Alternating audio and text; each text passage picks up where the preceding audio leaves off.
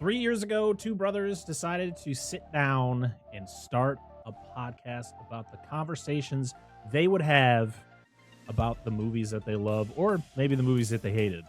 3 years later, things have changed. A lot has changed between people leaving, people becoming new co-hosts, and we've covered now over 150 different movies. Have over 250 episodes. We even changed our name at one point.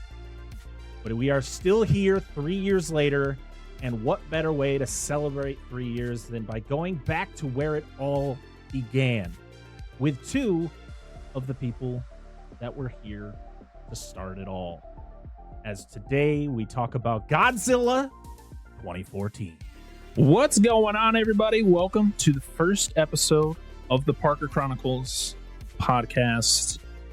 It's a podcast that I've been talking about for a very long time. Me and my brother have been talking about it for a very long time, so it's very exciting to finally get it going, even though it's going to be a little rough in these first few episodes, but I'm very excited. Recently, Godzilla vs. Kong came out, and so I figured I want to start it now because I want to talk about all four of these movies in the MonsterVerse, and there's no better people to have on this podcast to talk about Godzilla than DNA Gaming. Thank you for being here. Thank you. And thank you very much for having us. And I am your host. I probably should have done that first. See, I told you it's going to be rough. I am your host, the Parker XP. This is my co-host, or the other host, Nemesis Angel, aka the other Parker. The younger Parker. Your host, Parker, Dan, and Angela, slice and dice their way through the good. If it bleeds, we can kill it. The bad. You brought the devil! There's a devil inside everyone. And the ugly movies you love. And you can't piss on hospitality. I won't allow it! Hold your favorite films and franchises tight, because they aren't safe. In fact, it's already too late. It's time to dissect that film.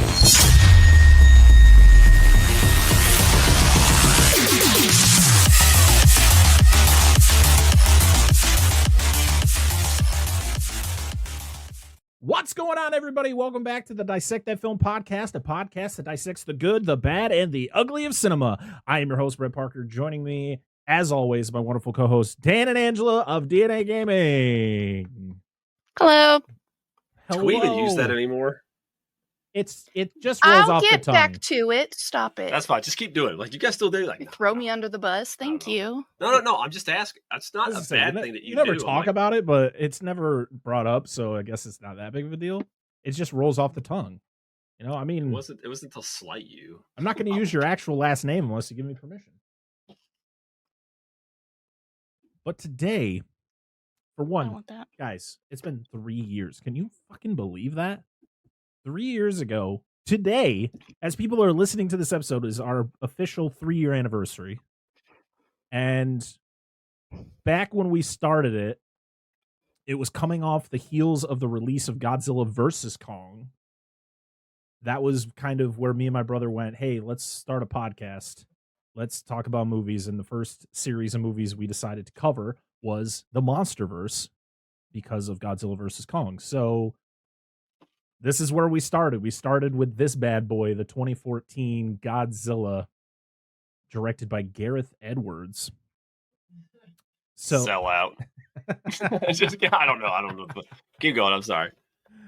No, but it was our very first episode. You guys weren't even officially hosts. You guys were guests because we were talking about Godzilla. We had to have you guys on the show. That was kind of my whole idea. And now you guys are official co-hosts. You guys have been official co-hosts for like 2.5 years now, so it's been a while. And looking back and listening back to that very first episode, it's a rough one. I still don't know how to do audio, but it's definitely better than that first episode. I could barely hear my brother in the episode. You guys were kind of low, and I was really loud. And I never fixed it.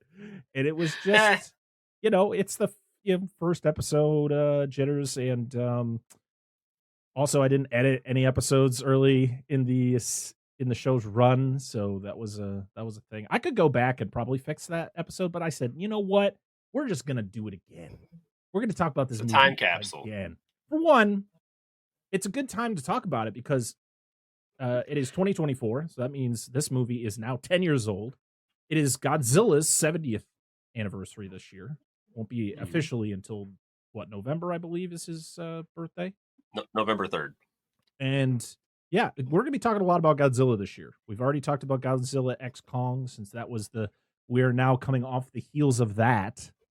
Mm-hmm. And yeah, it's been a wild 3 years of just talking about all sorts of movies, all sorts of topics, doing live streams, doing fresh cuts, doing TV reviews, just a lot of stuff, and even interviews. We've done not many, but we've done those as well. So a lot of fun we have had in the last 3 years, and hopefully we'll be here for another 3 or more. You know, that's one's hope when you do stuff like this. So as long as we're having a good time, why not keep the train rolling? Yeah, I thought one of us would have quit a long time ago, to be honest. I know it was probably going to be me. It was going to be me. I was like, all right, guys, it's time to hang up the whatever. No, this one. It could have been, but I'm still here. I'm still standing. Okay. Yeah. Sorry. So, of course, we're going to be talking about Godzilla 2014, but it's also our 3-year anniversary episode. So we're going to be reminiscing about kind of the fun we've had over the last 3 years. Maybe share some fun memories if we can remember certain episodes that we've done. Maybe our favorites. Maybe episodes we'd like to see do this same treatment to in the future, especially those early episodes. That's kind of another reason why I wanted to do this one again, because you know, maybe people haven't heard that we've done the original MonsterVerse movies and are like, oh, you guys cover that? And it's like, yeah, but don't listen to the very first one. Listen to this one. It's nice and fresh and new, and we sound a little bit better as podcasters. We talk a little bit better than we did before. Boy, I listened to I listened back to our Godzilla versus Kong episode a couple weeks ago. And boy, I say still, like a lot in episodes, but I'm able to edit those out. I say a lot in those early ones. It's like every other word. I'm like, wow. Fuck yes. That is rough. And I would understand if someone listened to that and went, wow. I don't know if I want to listen to any more of that. We need an counter for just this episode. Seriously. I mean, don't get me wrong. It's probably going to happen. Will be said. But we are people high after school all. Economics, our teacher would ding us every time we said or paused, and he had like a little bell that he would hit, and I'm like, stop it. Like is another one that is said a lot by me. It's filler. Yeah. It's filling dead air, man. That's all it is. Totally, man. Totally.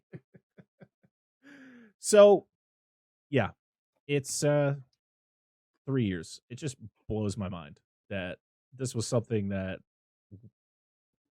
you guys weren't even involved in the planning process of this show. You guys were guests and then brought on later to be permanent co-hosts when my brother left the show. And it is just kind of, I mean, and the thing is that it didn't really change. Like, we just kept the show going exactly the way it was, except for we brought you guys in permanently. And we changed the name because it just didn't make sense to keep the original name, because it made more sense to how it was before. And Dissect That Film in September of 2021, Dissect That Film was born and has been going ever since. And we've, seen a lot of growth. We've met a lot of amazing people who also do this crazy thing called podcasting. We've met a lot of people who just love talking about movies.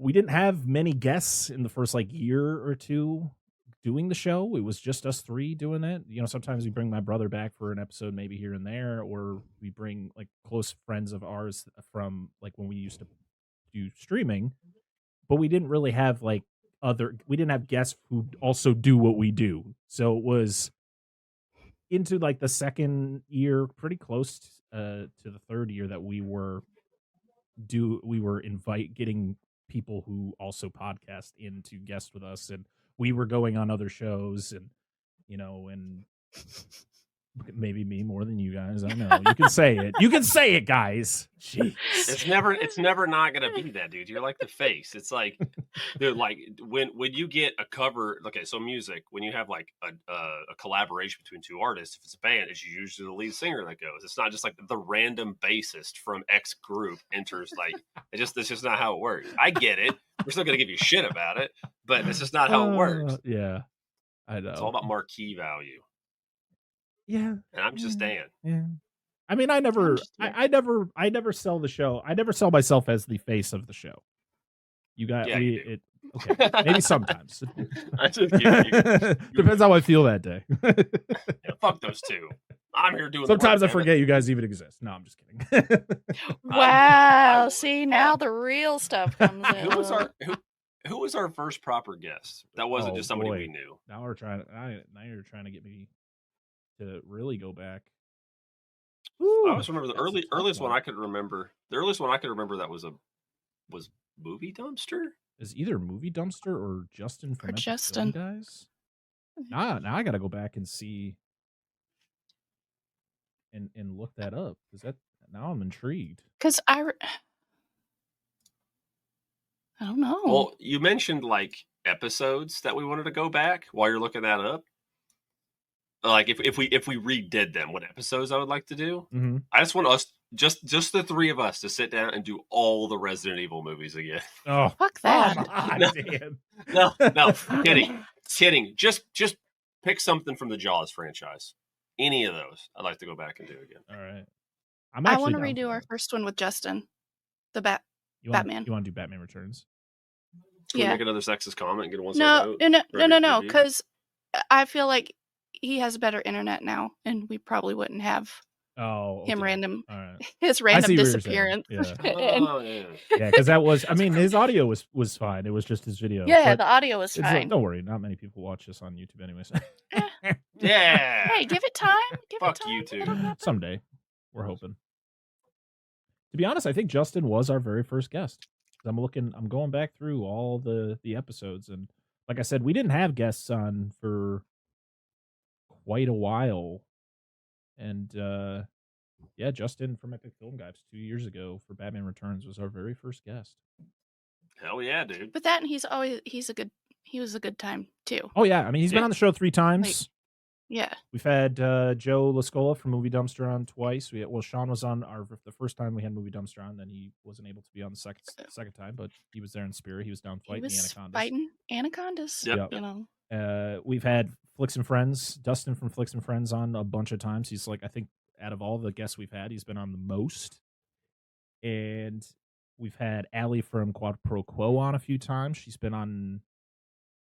was on my Last of Us series review. She was on with Tammy from Quad Pro Quo for Ready or Not, and then she came back for our late. As we're recording, it's our latest episode, but it's probably a couple episodes ago for Silence of the Lambs, which was an absolute blast, but also terrifying because it's a movie I love a lot, and sometimes I listen back on those type of episodes and I go, could have been better. Could have remembered those lines. Could have been a little bit better, but shit happens. Movie Dumpster was our second guest. Yep. The guys from Movie Dumpster, second guest on Anaconda. And it was a year later. We didn't have a guest on the show until a year later. I had Schoening on for the Halo series coverage that we did. Schoening, one of our buddies that we met through streaming. So not a podcaster, but somebody. He's still a friend, though. He's still a friend, yeah. But I mean, like, I'm talking about like podcasters, like people who also do this, and Epic Film Guys, Movie Dumpster. Those are pretty big channels, pretty big podcasts that draw in big audiences. And the fact that they said yes to us back then, like, I feel we're bigger now, but I say that in quotations because I don't think we're still we're a small little indie podcast, but those are bigger podcasts that bring in a lot more viewers, and the fact that they say yes to us, it was kind of mind-blowing. And I always like to gush about how much I love their shows and how awesome they are. So, and I'm never ashamed about it. Yeah, we had Hack the Movies on. He was on our last, as this is recorded, our last episode for the Guyver. So, yeah, I mean, it's been a lot of fun. We had the official Joey C, one of the most famous people on YouTube, on for a few episodes. Yep. We've had the Give Me Back My Horror / Action guys, who will be back on again down the road for a Ninja Turtles movie. That's very exciting. Yeah. I mean, I'm probably going to miss some people that we've had on the show because I'm Darren. terrible. Oh, yeah, we've had Darren on the show 3 times. I can't forget. I can't forget our good friend Darren Lundberg from Nostalgia Cast / Back to Bluey, because he is a fantastic human being and always makes our show so long, but it's always so much fun. It goes 3 hours, but it never feels that long. Ever. He's double overtime. Yeah. Yep. Ride that clock, baby. Boomer. And well, I've had Boomer on a couple times by himself, and then I've had Boomer and Gabby on for a couple episodes. They were on for Predator, and they were on for Hell House. I know. Yeah, that's it. Because I was like, we were on their show for fucking Dead Alive, and I keep forgetting it's their show, not ours. Yeah, one day we're gonna cover that movie. I kind of want to give it a nice gap, though. I don't want to like cover it soon because we've already talked about it. To kind of give it some time. We had Dustin from we also had Dustin from the Baron's Hideout podcast, somebody who we need to get back on because it's been way too long. We talked about the House of the Devil from Ty West back in 2022. The first time we had Dustin from Flicks and Friends, he was on for Behind the Mask, The Rise of Leslie Vernon, which is a movie I still need to buy physically because for some reason I keep seeing it and I'm like, oh, it's cheap. Maybe it'll go down in a couple weeks and it goes back up to like $25. I'm like, all right, I guess I gotta wait again. We've had Wyatt from Cinema Trip Reviews on 3 times. We had him first on for Fear and Loathing in Las Vegas. He was on for, I think he joined me for the Last of Us series a couple times. Yeah. He joined us for Evil Dead 2013, and then most recently he was on for Life of Brian, which was an episode that really surprised me of how I think it's a really good episode. It's one of our shorter episodes that we've ever done, but it's great. A really fun episode. Let's see. We've done some interviews. We interviewed Robbie Walsh, who directed a fantastic little film called The Letters, a very impactful movie that it's a movie that I don't think we would have ever covered on the show because it's just not part of our, I don't want to say criteria, but not part of what we do. But it was really fun to get to watch it. Me and Angela got to interview him, sit down and talk to him about kind of this really, really deep movie that was really, really well done. My brother's been back on the show a few times. It's difficult to get him on the show, but it's been, when he gets back on, it's always a good time. We got to watch Better Watch Out, which was another fun little holiday movie that I'm glad we did that instead of his original pick, which was Black Christmas 2019. No. We had Gerald from 2 Peas on a Pod, which is another guest that we need to get back on the show. Him and his co-host Nick, who also runs the live stream for The Cure, which we are going to be a part of again in June. So stay tuned for that. That's going to be really fun. But yeah, we talked about Everything Everywhere All at Once. Really fun movie. I've had a few other podcasts on TV series coverages that we need to get on the regular series, like Joey DiCarlo from Soul Wizard Podcast. We had Justin back on for Spawn. I've done a couple of episodes with Brad. We did a Last of Us episode. We did Winnie the Pooh, Blood and Honey, the first one, and then he was on a core episode for League of Extraordinary Gentlemen. We first had Hack the Movies on for I'll Always Know What You Did Last Summer. Fucking show, dude. Jesus. What a way to get somebody who I really enjoy watching, and a podcaster that I was always so nervous to get on the show. And I said, you want to cover this absolute dumpster fire of a movie? And he said yes. And it was a hell of a good time. I that's one I don't want to revisit, please. No. Like, that was fucking that's a dreadful. one and done. I interviewed a fantastic writer, or 2 fantastic writers and actor, Leah St. Marie and Angel Duhad Murphy. Leah is the writer for Spoonful of Sugar, which is a little fun, weird, trippy, psychological horror movie that Shudder did. It's really good. And then Leah and Angel both do a podcast called Pitch, where They allow people they talk about kind of the industry and then kind of get script pitches and kind of talk about it. It's a really interesting podcast. You should check it out. Yeah. We celebrated our 100th episode last year. And what we did is we watched our very first episode talking about Godzilla 2014, where today we're going to be redoing the entire episode, including this fun thing in the beginning that I'm doing right now. Another guest that we're going to be having on later this year, even though my guests don't know what episode it is because I haven't told them yet, because it's kind of the spur of the moment thing that I planned with this guest. We had Ashley Lana from Lullaby the Fear podcast on to talk about Titanic and how it's already 25 years old and how it still holds up so well today. It's insane. Then the ass cheeks on the glass. Don't forget about those. One of the best clips ever from that movie that we ever did for that episode was the ass cheeks. We did a really fun series that I kind of want to do again, even though it wasn't really well received numbers wise, but I really had a lot of fun with it. It was the Disney showdowns between live action and animated films. Live actions are never winning, but it was always fun to really look deep into those the original animated films and then their live action counterparts. There are a lot more out there we can do. So I think I'm going to put some poll up at some point to see if people are interested in seeing us cover more of those, even though people already know kind of how those go. We also did an entire episode where we talked about every Disney remake. So, yeah, I remember that one. We had our amazing friends over at Doom Generation on to talk about Mrs. Doubtfire, and hopefully we'll be getting them back on at some point, hopefully this year. They're very busy. They got a fantastic podcast that they are just killing it with. And if you're looking for a new podcast to listen to that's going to make you laugh every time, Doom Generation is the show for you, because they are two hilarious ladies who really can make any movie funny.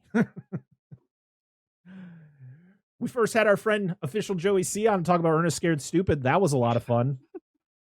It's always a blast having Joey on to talk about anything. We talked about Evil Dead with Wyatt. I already mentioned that. We had our good friend Piggy, or Leanne, on to talk about the latest Resident Evil movie, as she actually joined me for the entire Resident Evil series back in the original run of the show before Dissect That Film was even a name on the screen. She joined me to talk about all the other ones that I have a lot of things to say about them. So if you want to listen to some oldies but goodies, those are a lot of fun to listen to, because it's just raging Parker just screaming into his microphone about how those movies are just not good. It's true facts. Go check them out. Leanne is a fantastic guest, and she knows a lot about Resident Evil. So that was a lot of fun. That was also when we started the Monster Zone over on Patreon, but we released our very first episode on to the public, where we talked about Food of the Gods. And seriously, guys, if you really want to listen to a really just unhinged show, no editing, I don't edit that show other than adding an intro and an outro. That's about it. That show is a lot of fun because I get to sit back and be the Dan and Angela of the series and kind of just sit there and go, yep, and mention my thoughts, and then Dan gets to do what I do. And we talk about monster movies, and it's a lot of fun. You do it a lot better than I could do. I just do my thing. I just say words. So we've like I said, we did covered Godzilla 1998 with Justin and Brian Loisauce over.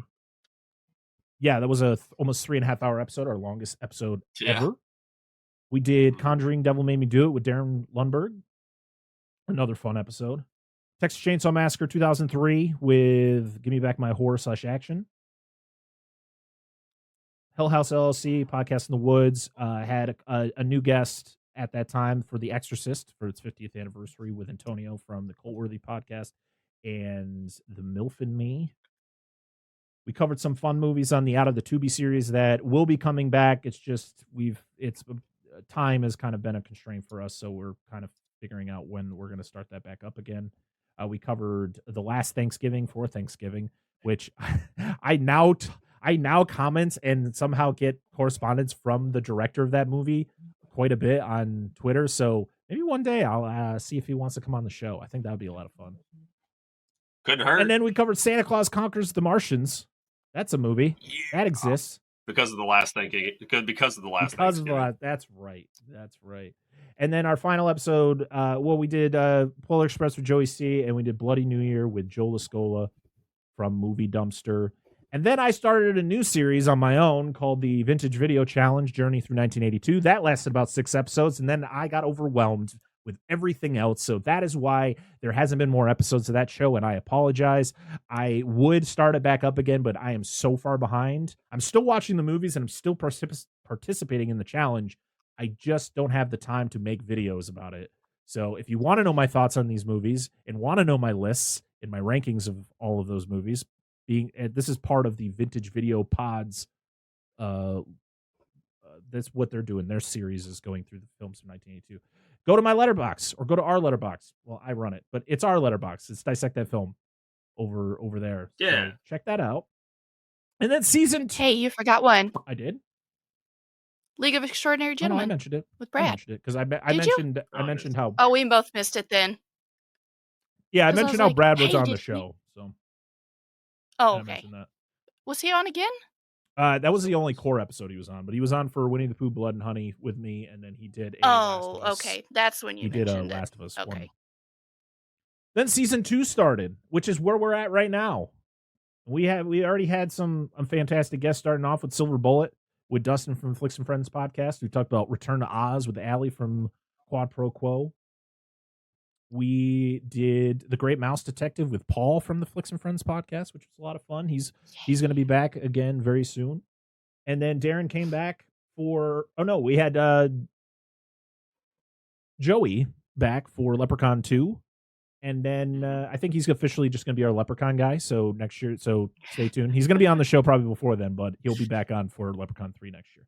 And Darren Lundberg was back on for Big Trouble in Little China. That was a fantastic episode. Life of Brian was with Wyatt from Cinema Trip Reviews. Then we did a Winnie the Pooh Blood and Honey 2 review with my brother and Dustin again from the Flicks and Friends podcast. And then our last episode, we did Silence of the Lambs with Allie from the Quad Pro Quo podcast. And then the episode that you probably listened to last week, based on how I'm doing the dates in my head, you listen to Tony from Hack the Movies to talk to us about the Guyver from 1991, because we are in our 1991 series, and this is kind of our little break in the middle since we only do 3 weeks of it. But yeah, that's about it. That's kind of our rundown of the last 3 years and all the fun and all the interesting stuff that we have been doing. We have a lot more stuff planned, and don't worry, everybody. I will make sure that I put I've been trying my best to put the timestamps for everything we do in the episode. So on YouTube and on the podcast services, you'll actually see the different sections of the episode. So if you don't want to listen to any of the shit that just happened in this first half hour of this episode, you can skip it right to the point where we start talking about Godzilla 2014.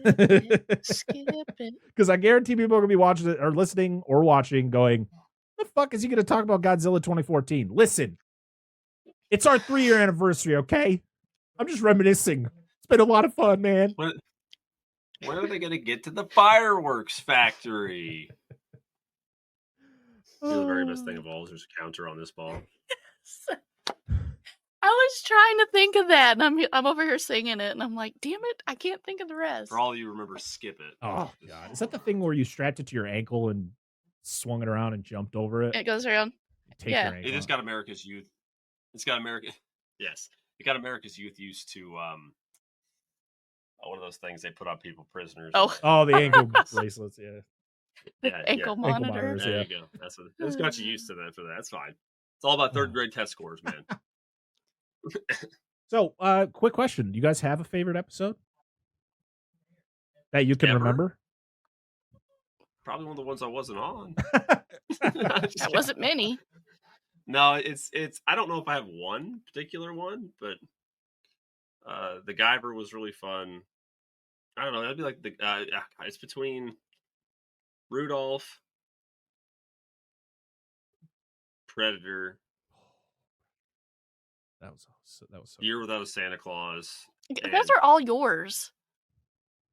I didn't pick those. Oh no, that was the one I Yeah, I picked. picked that. Never mind. The first And then I one, guess the Rudolph, was Guyver, yours. that's like a recent one that I remember having a really good time. I mean, I enjoy all the episodes, but one that just stands out. Right. Guyver was yours. The Guyver was mine.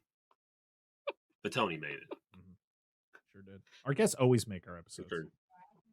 Absolutely. Yeah. We're just here. Just say 6. They'll understand. 6. Yeah, they'll get what they don't understand what it means. No. Probably either Phantoms. Oh yeah, that was a really good one. Yeah. Trick or Treat was fun. Let's see. There was one more that I went past earlier. I'm scrolling through them as you're saying them. Oh, where was it? Reanimator. That was one I actually re-listened to within the last couple months, and I just was like, wow, that is a genuinely good episode. Like, it was smooth. I feel like I didn't have to edit that episode very much. It was just well done. And the funny thing is I've only seen, that was the first time I'd ever seen that movie. So it was very interesting because usually if I'm going into an episode having only seen the movie once, it's usually kind of rough for me because I'm like, I probably should have seen this more than once just to kind of get a better idea of certain things. But no, that episode is fantastic. For me, I mean, I've always stated Rudolph is my favorite episode. That episode is hilarious, is batshit crazy, and Year Without a Santa Claus is just kind of an added. I feel like you could just do those back to back, and they just feel like one cohesive episode. Yes, it's the sequel. Yeah, it's follow up. It's fantastic. It's so good. Yeah, Predator. It's like Troll and Troll 2. Yeah, Predator was Predator. Just kidding. Not even close. Sorry, I'm an idiot. Carry on. Predator was a fantastic episode. Phantoms, The Faculty was a good one. Going through the Batman anything movies. with Joey C. Oh, anything with Joey C. Yeah, anything with Joey C.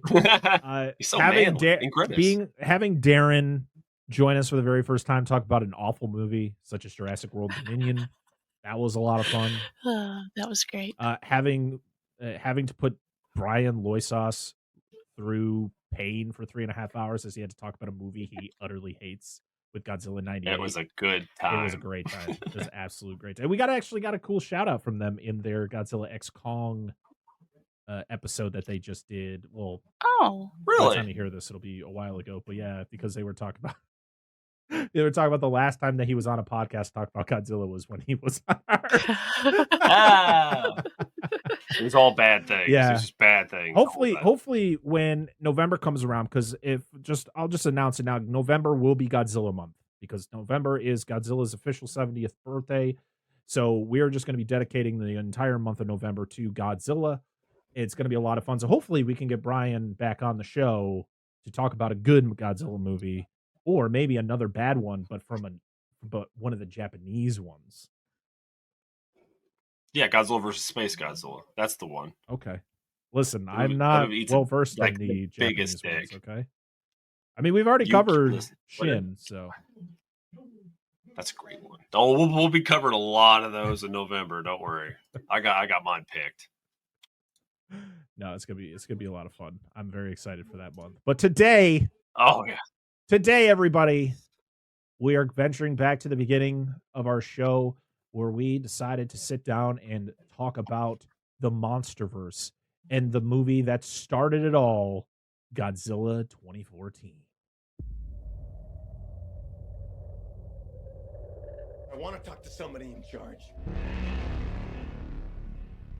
You are not fooling anybody when you say that what happened was a natural disaster.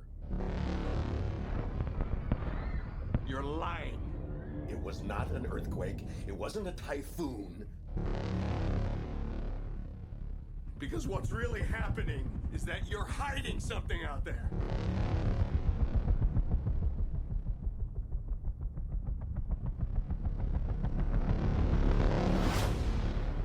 And it is going to send us back to the Stone Age.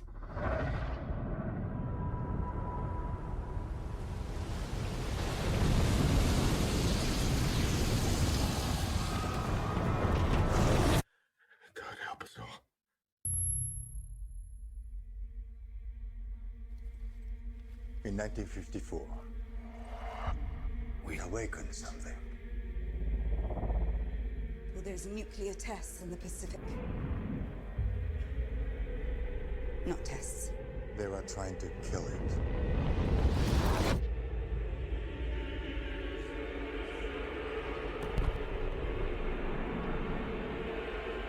You have no idea what's coming.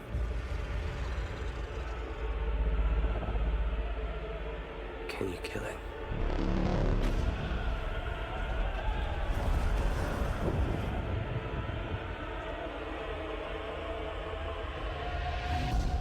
The arrogance of man is thinking nature is in our control.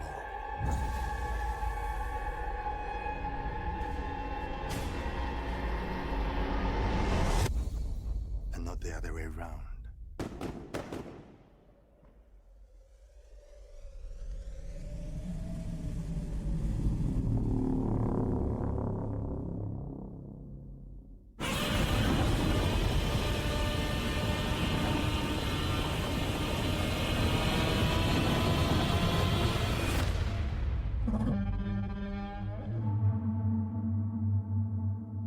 So we've all rewatched the movie once again. I've seen this movie probably 3 or 4 times since we did that episode 3 years ago. But what are our thoughts kind of going, like, coming out of our latest viewing? What how are we feeling about this movie?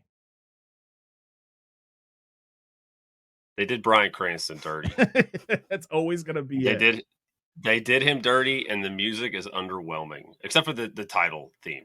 I like the title theme, but the music is underwhelming to me. Yeah. And oh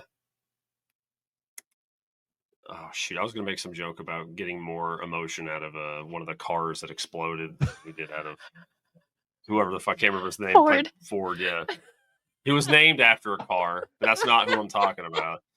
But oh god, it's gonna be. It's like is Aaron Taylor Johnson improved from the last time we shit talked to him for 2 hours?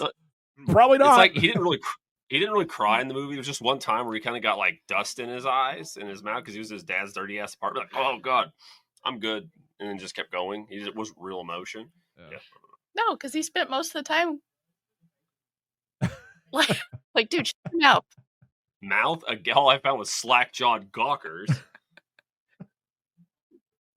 Oh, Angelo, what about you?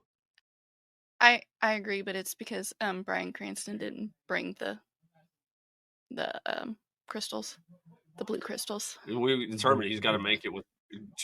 Yeah, what's this fucking buddy his sidekick's name in that movie? Jesse. Or show Jesse. Yeah. We need Godzilla to make the radiation gobble gobble gobble. I don't know what the turkey stuff's about, but you know. The one Muto that makes the Mothra noise. There's a Mothra noise. Yes. Yes. Oh. Okay. I was like, wait a minute, Mothra's not in this. No.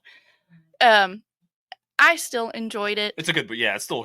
I think still it's an enjoyable movie. I mean, we do give the guy that plays Ford, we give him a lot of crap, but it's Quicksilver, and he didn't matter in that movie. Poor guy. I still thoroughly enjoyed it. I'm glad we were watching it again, just because I love the fights between Godzilla and the Muto. Yeah. His attitude. He screams bitches a lot. Godzilla? Yes. Well, yeah, dude. He's just trying to fucking sleep, and these two are having like a sex chat line going on. He's like, leave me the fuck alone. It's like you're constantly on the phone, but you can't get off of it. And You hang up first. He's all like... You first. He's all talking about like glazing her eggs. He's like, I've had enough of this. All right, this is disgusting. Like, other people got to use this phone line. Oh god, that is so true. That's so true. I agree with her though. To piggyback slightly off what she said, like it's got some really good. I'm now watching it again because it's been a minute, but it's got some really good shots in it. The atmosphere is really cool. I know the Blu-ray is a little dark, but it's whatever. I didn't have no problem with it. It's not Requiem, so it don't matter to me. I can, at least I could see shit in that movie. Wasn't this one the one that people complained about because the transfer was so dark? Yeah, the transfer. The DVD or the Blu-ray transfer, but I guess the 4K fixes it. Yeah. Which I did. think I watched it on 4K because I watched on Max. I have the Blu-ray, but I was like, I wonder if the Max version is like a little bit bright. It didn't really seem that way. I feel like the color was a little weird on Max, so I probably should have just watched the Blu-ray. I'm at some point I want to pick up the 4K. I want to pick up the 4K of all the MonsterVerse movies at some point, but I still have my original Blu-ray from 2013 when that came out. So that's what we watched. I just remember seeing it in theaters and how dark it was, and knowing that when they transferred it to DVD that it was going to be a problem. But when we watched it both times, I didn't feel that way. Yeah, I thought it was like fine. Like, I mean, it was a little. I noticed a few shows. Like, it's a little bit dark, but it wasn't. But my son Ridley was watching some of this movie with us, and he nailed it. This movie is the movie of opening a door into a room that's got a hole in it. That's the movie. It happens like 3 or 4 times in the show. And I was like, holy shit, I never thought of that. That's very true. Yeah. I don't remember if I saw this in theaters. I feel like I did because it's like it's Godzilla. I gotta see it. Like we have to. I mean, this was the first. This was the first American Godzilla since '98 because '98 kind of was like Toho was like, yeah, we're gonna take that back, thank you, and that's what with the Millennium series, right? That was when that was going on. Was the 2000s? It would have been just after it. Oh no, sorry.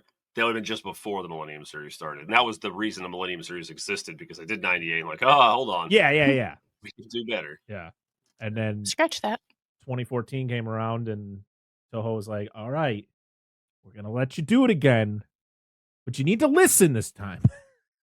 Where's Roland Emmerich? He better not be anywhere close to this fucking project. That's why they put their like executive producers and shit on it. That's why they put Yoshi Mitsubano on it. Like, listen, you fucked up with Hedorah, but we're going to give you another chance. Don't let these guys fuck up so we can't, because if they do, they don't get another chance. Oh, man. The thing is, so they brought in Gareth Edwards to direct, and at this time, Gareth Edwards, I think, had only Monsters was the movie that he had going on beforehand.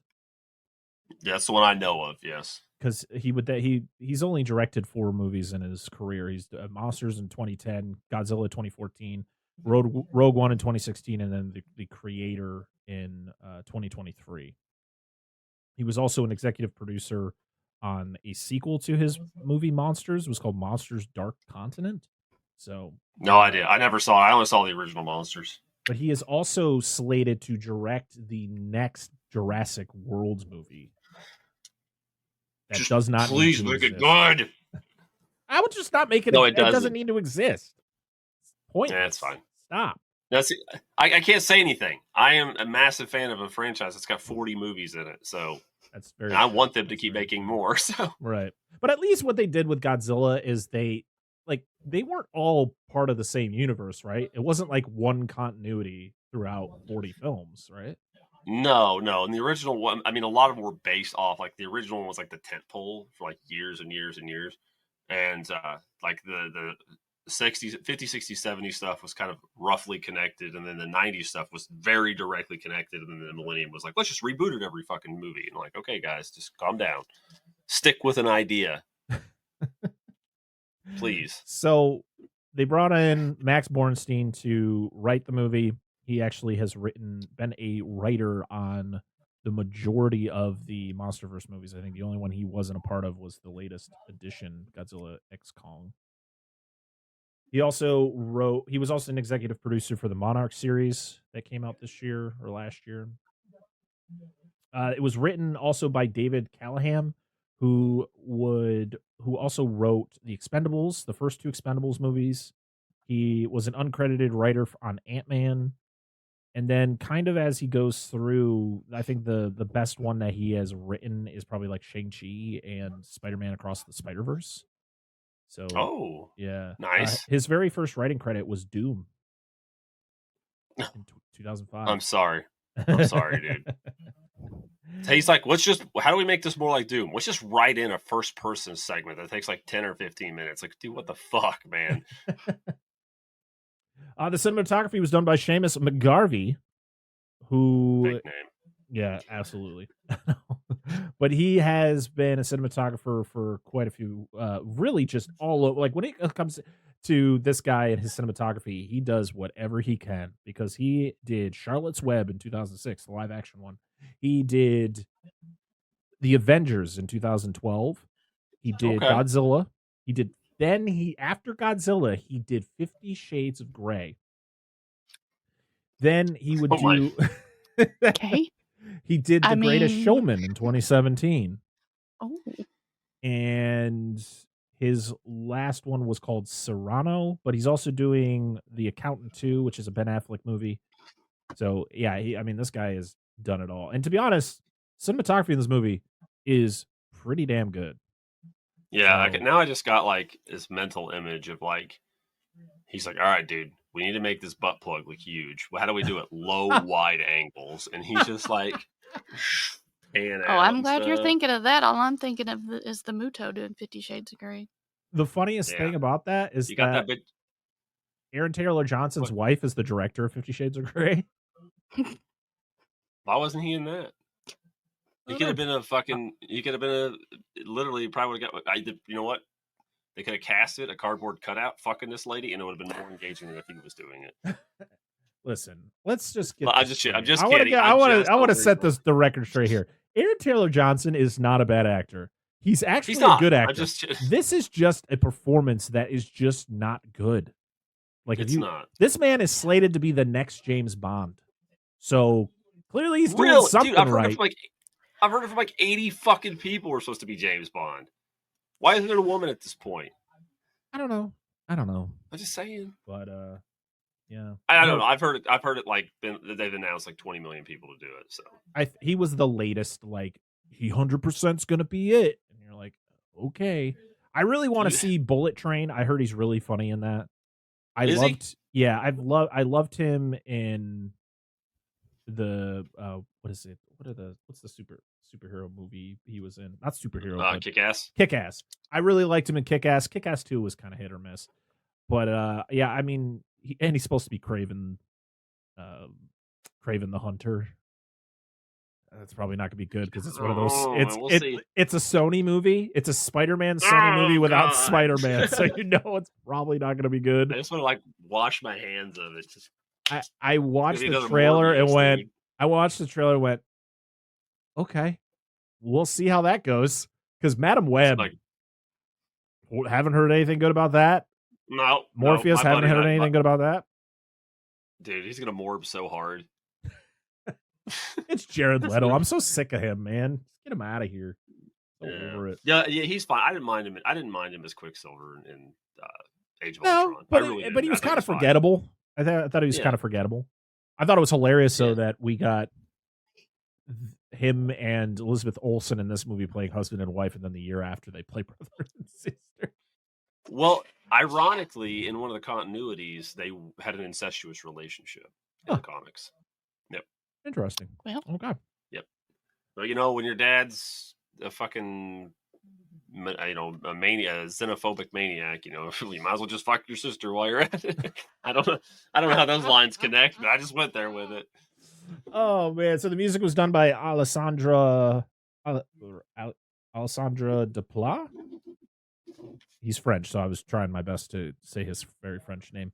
He has won 2 Academy Awards for original scores for The Grand Budapest Hotel and The Shape of Water. He did scores for Harry Potter and the Deathly Hallows Part 1 and 2. He did Zero Dark 30. He did Guillermo del Toro's Pinocchio. I think that, Dan, you mentioned it, the fact that this movie score is just not that impactful because they don't really utilize, I understand people are just like, I'm kind of sick of the Godzilla themes. Like, who the fuck says that? Who? You gotta who the fuck? But so I feel that was the case. They were like, okay, we're gonna make we're making a new Godzilla movie. Let's make a new score for it. Let's make this fresh. And it's like, well, should we use the Godzilla theme? Like, I think we need to stray away. We need to do something new. And it's like, no, because that's why King of the Monsters was like, use the theme. Fucking every scene Godzilla shows up in. Every scene Godzilla shows up in all the time. Use his theme, and you're like, okay, sold. And then the end of the movie, they do the actual full theme. Oh my god. I really wish that Dude. with this movie they just did the opening like they did with the original 54 film, because I actually turned that on right after I was done watching this last night. I was like, I'm going to watch the 54 one because that was also on Max. And it opens, because, you know, it's an older movie, so it opens with the credits, and it opens with the iconic theme, and it's so good. And I'm like, I think this movie would have been so much more well received. I mean, I think this movie was pretty well received, but I think it would have been even more well received if this movie just opened like a classic Godzilla movie with that fucking theme just blasting in your face. Well, and I'm thinking of the opening. I'm actually getting goosebumps here because I love the opening of the original movie. It's just black screen, and you hear the stomp, stomp, and it's just the and credits. I believe he roars, and then the credits. Yeah, but then the music plays but it's nothing. It's just a stomping, and then the credits, right? Yeah, I mean the music or whatever. That's so good. See, that's what I don't get. I don't understand this. People are like, we need to use our own thing. Why? What's the precedence? Most people know of Godzilla but don't watch Godzilla. Of course, more people now do, but at the time we're like, don't use the theme. How many shows have used that theme? There's one film, American-made Godzilla film, where they use his original theme. There's no precedence for it outside of one movie. And the Japanese ones aren't. That's not what most people like. They do from like our generation. Most people, younger people, probably remember this Godzilla as opposed to that Godzilla. So you're not bucking the trend. Right. You're just being like, I want to make my own fucking music. That's fine. Put Godzilla's theme in there, as you should, and then make your own fucking music for the rest of it. Yeah, it just doesn't make any sense to me. It just kind of throws me off. It Like the agitates fact me. of like they don't use the theme at all in this movie. That's just wild to me. Like, it is a Godzilla film. Where is it? Yeah, and even if like there are some Godzilla movies that even Japanese ones that don't, like, they have a generally mostly original score, but they will usually find some fucking spot to fit his theme in somewhere. But there are some Godzilla movies that do not have that theme. Even Japanese ones, I mean. It just didn't happen. The majority of them, I would say at least 85, 90% of them have that song in it. Well, it's like, if you think about it, like when you think of like the Jurassic Park theme, when Jurassic World came out, they used the theme, but they actually I know that Michael Giacchino, he would change it up a little bit, so it kind of was its own unique thing, but you could hear the core theme in the back, and but it didn't really take you out of it, where it's like, oh, it's still there, so that's cool. I think I'm not saying you really needed to use the full-fledged Godzilla theme.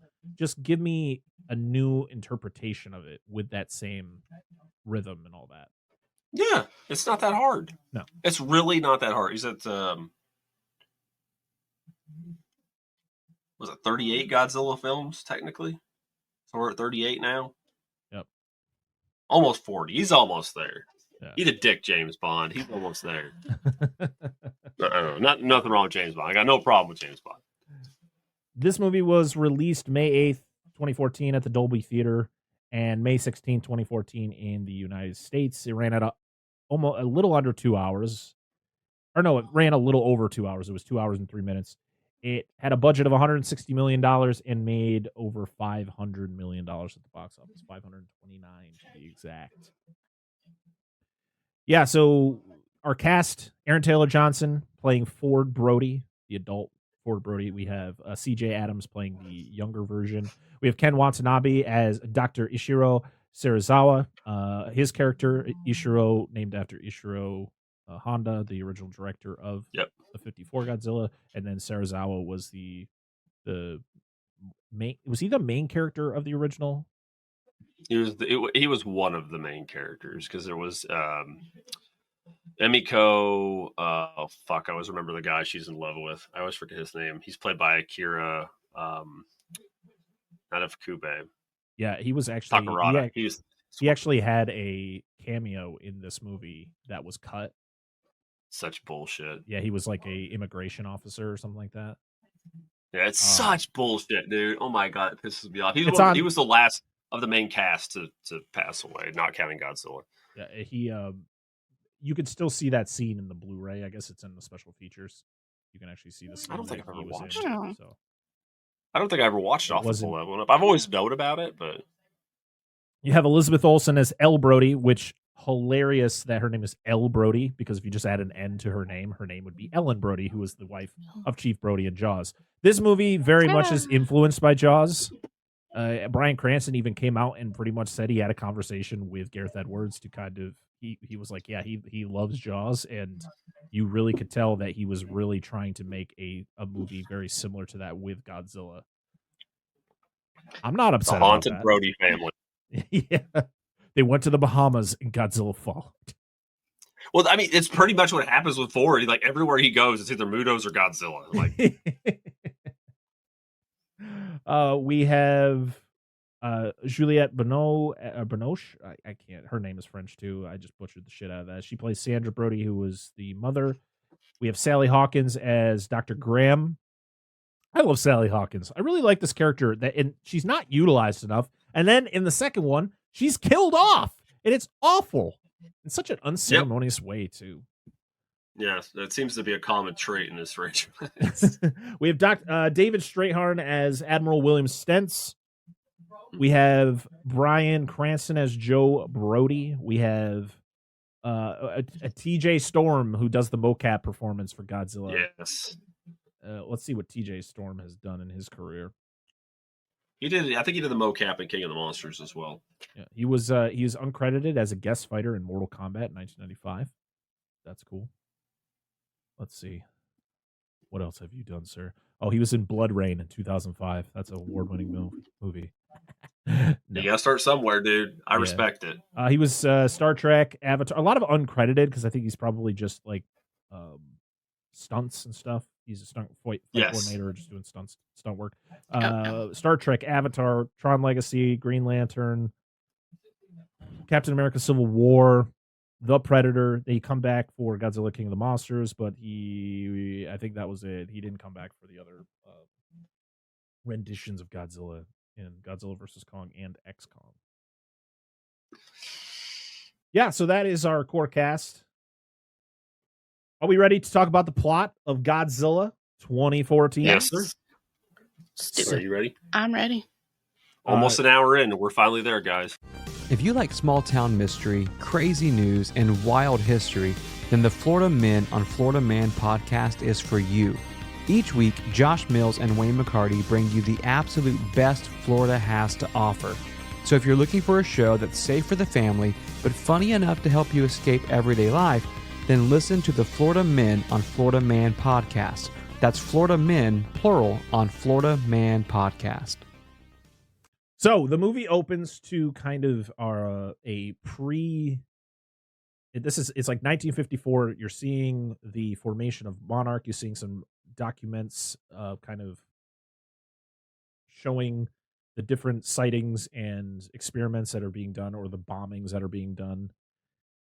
I think it was really cool is that there was actually a teaser trailer for this when it first came out, which was J. Robert Oppenheimer narrating, like doing his whole quote about being the destroyer of worlds.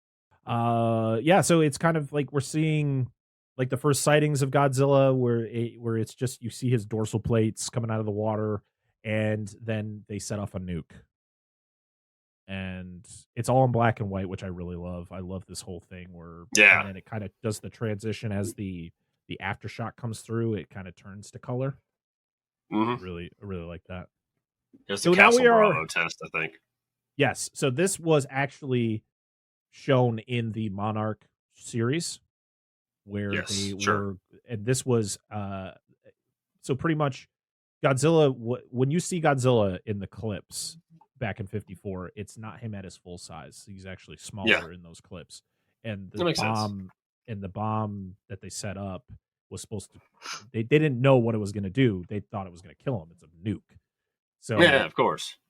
But they use it, it blows up, everybody gets up, because there were people who were against him dying. And then they see him later in a different location, and he's a lot bigger than he was before. So they kind of put two and two together. It's like, oh, so this creature can actually absorb nuclear energy, which we get explained in this movie about what Serizawa is pretty much kind of giving us the narrative of what Godzilla has been able to do over the last, at this point, 65 years. So we're now in 1999. We're in the Philippines, and there is a discovery that was made at a mining facility where this whole mine pretty much collapsed. They go down into this mine. We meet Sarah Zhao, we meet Dr. Graham. They work for Monarch, and they're going down into this mine and they discover that there is a skeleton down there, and you find out it is actually another Godzilla. Like it's another creature of his species, and it kind of goes into this whole thing of pretty much like he's the last of his kind, because this was another one who fought the creatures that were like laid here, which would turn into the Mutos. But then it's one of those things, as Dan said, it's one of those open door big hole, because at the other end of this mine, it's just another hole, and like the thing is gone. And like, oh, where did it go? Holes in my mountain. Yeah. It's just, I mean, it's cool. I like the scale. Like, this movie does a great job, like, representing scale, I feel. Yeah. Oh, absolutely. Like, it literally, like, and I think I made it, my major complaints back when we originally covered the series was that I feel like scale just goes away as we get later into the series. Like, it just doesn't feel like these creatures are as big as they are. We are now in Janjira, Japan, and we meet the Brody family. We have Joe, what was the mom's name? I can't remember. I don't. Oh, man. I got to look again. Sandra.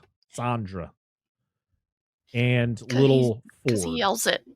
Yeah, and it's Joe's birthday, but he is very busy because there has been some crazy things going on at the power plant that he works at. And, you know, they got like a happy birthday sign for him and all that. And he's pretty much on the phone, kind of not even paying attention to anything that's going on.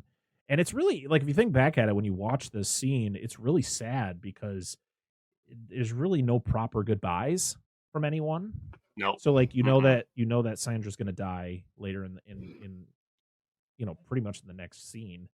And it's more of just like a normal day, you know, Ford goes off to school. Love you. Okay, bye.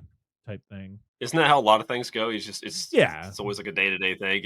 You can't really plan it. So it's like, which I mean, feels kind of natural. So it's just like the guy's busy with, he's kind of buried in his work. So. Right. And like, you know, and also like, for one, Joe goes through a lot of shit in this movie. Like, he's dealing with a lot. He does. You know, he loses his wife. He kind of is obsessed with everything that's going to be that we see in a little bit. And also, his wife died on his birthday. Like, that's even more tragic. Like, now your birthday. Always remember it. Ugh. So they go to work because they work together. He is like the plant manager, I'm guessing, or he's in charge of keeping track of the energy levels and all that. And they've just been seeing some weird patterns. So he sends his wife, who I'm guessing is one of the scientists, down with a group to investigate kind of what's going on. But then a breach happens, and somehow, I don't know how much time has passed, but they are deep into this. It doesn't seem like it's that long, because it takes them forever to get back here. Because he's got to go down there, and he's got to at first he's like, I got to wait for my wife. She's in there. So, and, you know, he's calling her on the radio. She falls down. She's behind. So she pretty much tells him, like, you got to shut the door. I'm going to die. And then he does the kind of the last second door shut as the nuclear kind of energy hits the door. And, but then, you know, and of course he's very upset about this, because who wouldn't be in this situation? But then it's like, then she shows up, but there's nothing he can do. And you get the meme. Have you guys seen the meme of him doing the crying hand over the mouth thing? Yep. I think it's funny that people make fun of it. It's like, in that scene though, it makes sense. Like, it really fits for the situation that happens. But it's so quiet. Like, there's nothing going on in the background, and you hear the thunk of somebody knocking. And he looks, but it's not his wife at first. Right. It's other people. Yeah, because the first person's actually knocking, like, let us out. And he's like, I'm sorry. And then the wife shows up knowing he's not going to let her out. And she doesn't want him to let her out. And so, and he's just, I mean, it's tough. She knew they wouldn't make it. So, well, I mean, they said that even with the suit, they wouldn't last 5 minutes. They're too badly irradiated. So yeah, that's why she takes her helmet off. And it's one of those things where the plant collapses because of whatever is happening. And it's like, I would have wanted to have been crushed to death instead of freaking sitting there and dying of radiation poisoning. Like, Yeah. thank God it shit. fell. Now I'm going to die Yeah. quicker, because that would have been a horrible death. Yes. It's like drowning in, like, if by chance you got lost in space, like, you would die faster getting lost in space. Yeah, I wouldn't want to be stuck with Spider Gary Oldman either. in space. I'm just or a fire. Yeah, Like, of course. Yeah. it's those things that you know that you're gonna die slow, painful, and you're gonna feel all of it. I mean, no, you won't remember it, but that would be a horrid way to go. Suck. So Bryan Cranston had to wear a wig in this movie because he had just finished filming Breaking Bad, where he actually shaved his head for the show. So I thought that was pretty funny. It's so weird to see him with hair. Right? It was like, now you see him in anything, he's got hair. Like, he's never bald. Yeah. So it is now 15 years later, and we meet adult Ford, played by the cardboard cutout that is Aaron Taylor Johnson. That joke will never not be funny. Jesus. Just got Aaron over there and use a string to move his mouth. Yeah. To be honest, though, after rewatching this movie yesterday, there are some scenes where he does convey emotions, but it's just not enough. Like, to be honest, the scene when we meet him, so he's coming home after a 15-month deployment, which is a long time, or 14 months. It's a long time. Yeah. And he goes home to see his family. And his son is only like 3.5 or something like that, I think. Or no, he's almost 5. Almost 5. His dad, or later in the movie. But so he's like, what, 4.5? So he was only like 3 when he leaves. So when he's around his family, like this whole family dynamic, I thought he was fine. I thought he conveyed enough emotion, like he was actually caring. He was actually this kid's father. Like, everything seemed good. I think everything else, I think it's any other point in time. Like, anytime he's on screen with Bryan Cranston, he's a cardboard cutout. He conveys very little to no emotion. And you're like, bro, what are we doing? Listen, I know this feeling. When I'm with people like you guys, where I get along, not necessarily get along, but I know you guys well, I can chat. Yeah. But if I'm with other people that I don't really know as well, I'm just like, I get that, but I figured he probably wouldn't be like that, being the job that he does. I mean, I guess you can give him an excuse for being the way he is in this movie. We'll just say that that's the reason why. I mean, to be honest, I would love to talk to Aaron Taylor Johnson, because I don't dislike him. I do think he's a good actor, but I really would be like, hey, what was your thought process behind your performance? Like, I'm not going to say like your performance sucked. I would be like, what was your thought process behind your performance in Godzilla 2014? I just really wanted to know. I just really wanted to know what you were how you got into that character of like just being that. just don't let him know about the first episode. That's what I'm curious about. Like, I've known people, met people that were deployed. They're not fucking zombies. Like, they don't know how to interact with people. Like, it's right. That's what blew my mind about it. I was like, it's like you said, I agree with he's his family. He's mostly fine, his wife and kid, but like everybody else, he's just like. He's just an introvert. Well, I mean, there's we'll get to the scene later, but there is a scene where he is talking to another soldier, and it's kind of like it feels like a very genuine conversation that he's having. And he's talking about like defusing a bomb or setting up an old school timer or something like that. I was like, oh wow, that's actually like his voice is like higher. He's like actually enjoying the conversation he's in. Like, I mean, listen, I don't know what he was doing, but it's just very flat for me. So he's home after 15 months being away from his family, and then immediately gets a phone call that his dad was arrested in Japan for going into the quarantine zone because the town that they lived in is now quarantined off because the whole plant fell. So it's supposed to be radioactive. So Ford has to go to Japan to get his dad out, and his dad has been obsessed since the accident happened on like pretty much what happened, like the readings that he was getting that day. Pretty much he's still getting some sort of readings still today, and he really needs to get stuff out of the quarantine zone. He needs to go back to his house. I guess he's got discs with a lot of information on it. He needs to go back there and get that stuff. And he talks his son, who is in the U.S. military, to do it with him. And if I was Ford, I've been like, Dad, no, I can't do this, because if I get caught, I will get discharged. No. I will no longer be in the U.S. military. So they go in. I guess he has like connections to get himself into the city. I love it's. I think it's the dude that did the boat, that did the buoys for him. I think it's that guy, because he's like, he goes by the reactor every day. I think that's the dude that got him in. Yeah, but I could be wrong. No, I think you're right. I think you're right. We'll just say you are. So they get into the city. I love the city shots of like pretty much everything being overgrown, because it's, hasn't been inhabited in the 15 years, and kind of nature taking it back, which I've always enjoyed those type of things. That's why I think the cinematography in I Am Legend is cool, because I love the fact of like just nature taking back, and that's what's happening in this. So they go in there, and he takes out a Geiger counter, and it doesn't read anything. So he takes off his helmet and finds out that the air is clean. There is no radiation here, which puts up more suspicion onto what actually happened 15 years ago. So they go back to the house. I do like the fact that Bryan Cranston finally gets to see the happy birthday sign that was made in the opening of the movie. Because he probably didn't see it beforehand, because they were just all rushed out. So I thought that was a nice. Well, no, she mentions it in the car. No, like, but he never sees it. So this would be the first time he actually physically sees it. So he knew it existed, but he just never saw it. So they find out something's happening at the plant, because they're seeing like helicopters flying over, going to where the plant was. Ford's like, are they rebuilding it? And he's like, I don't know. I guess we should go there. But before they do, the military shows up, or somebody shows up to detain them.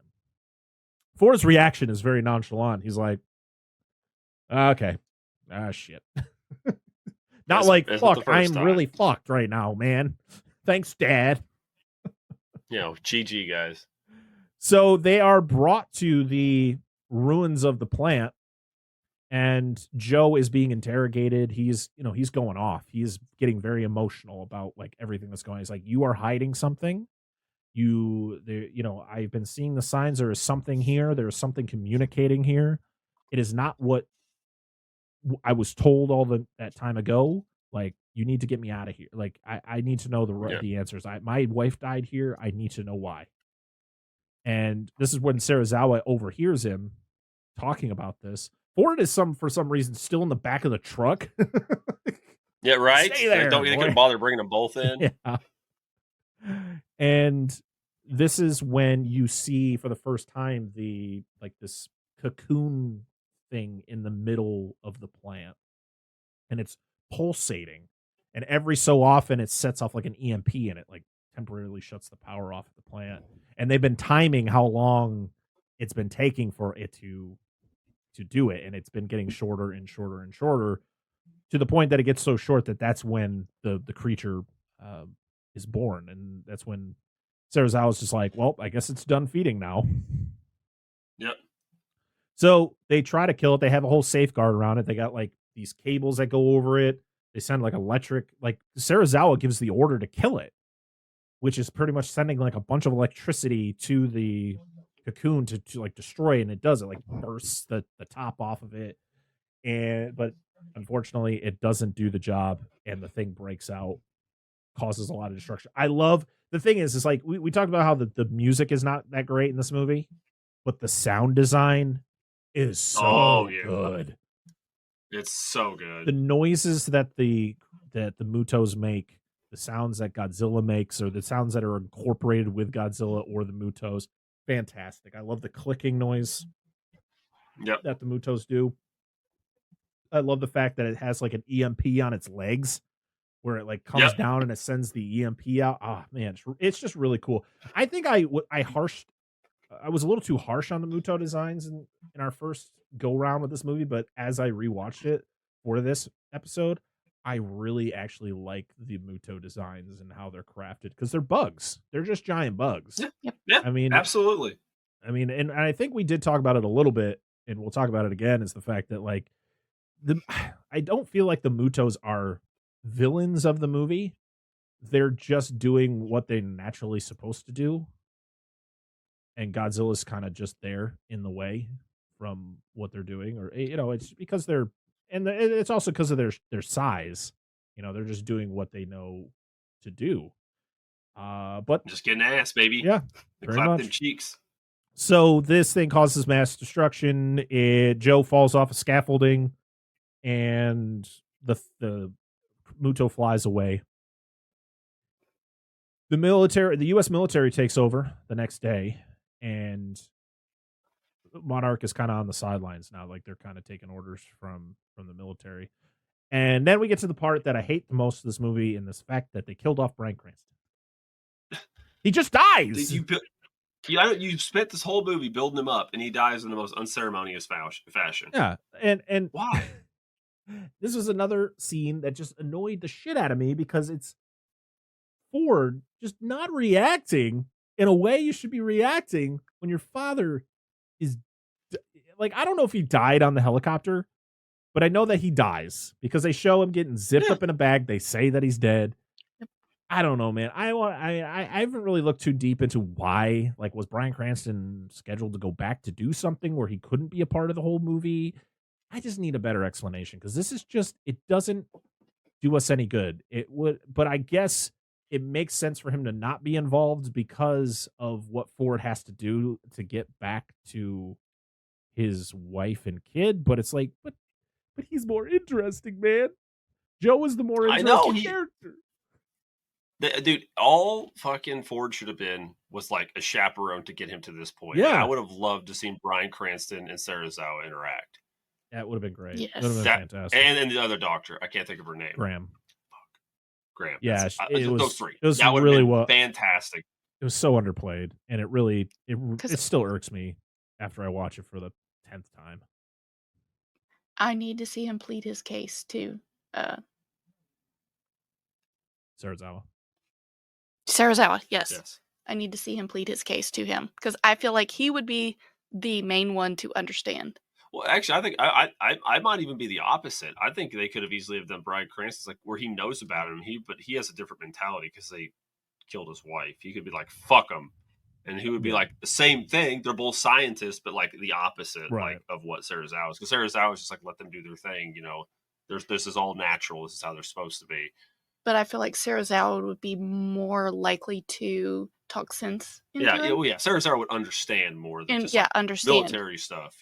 Fuck, you're not important. Get out of here. Which tends to happen in these movies. Yeah. Yes, that's just how it is. And you could have kept Ford, had him do stuff, and had to have some involvement. But it just didn't feel natural. It's like you were building this up because he was the guy. He's like the first main character we see. I mean, outside of Serizawa, you see Serizawa first, but then you see Bryan Cranston. It's like the two big main characters, and like he's killed off in like the first third of the movie, and you're like, why? Yeah, it's so lame. Like they could at least they could have got him injured and like brought him back later in the movie. Yeah. Which I thought that's what they were going to do. I thought was going to happen. Because dude. He was fine, and then he just wasn't.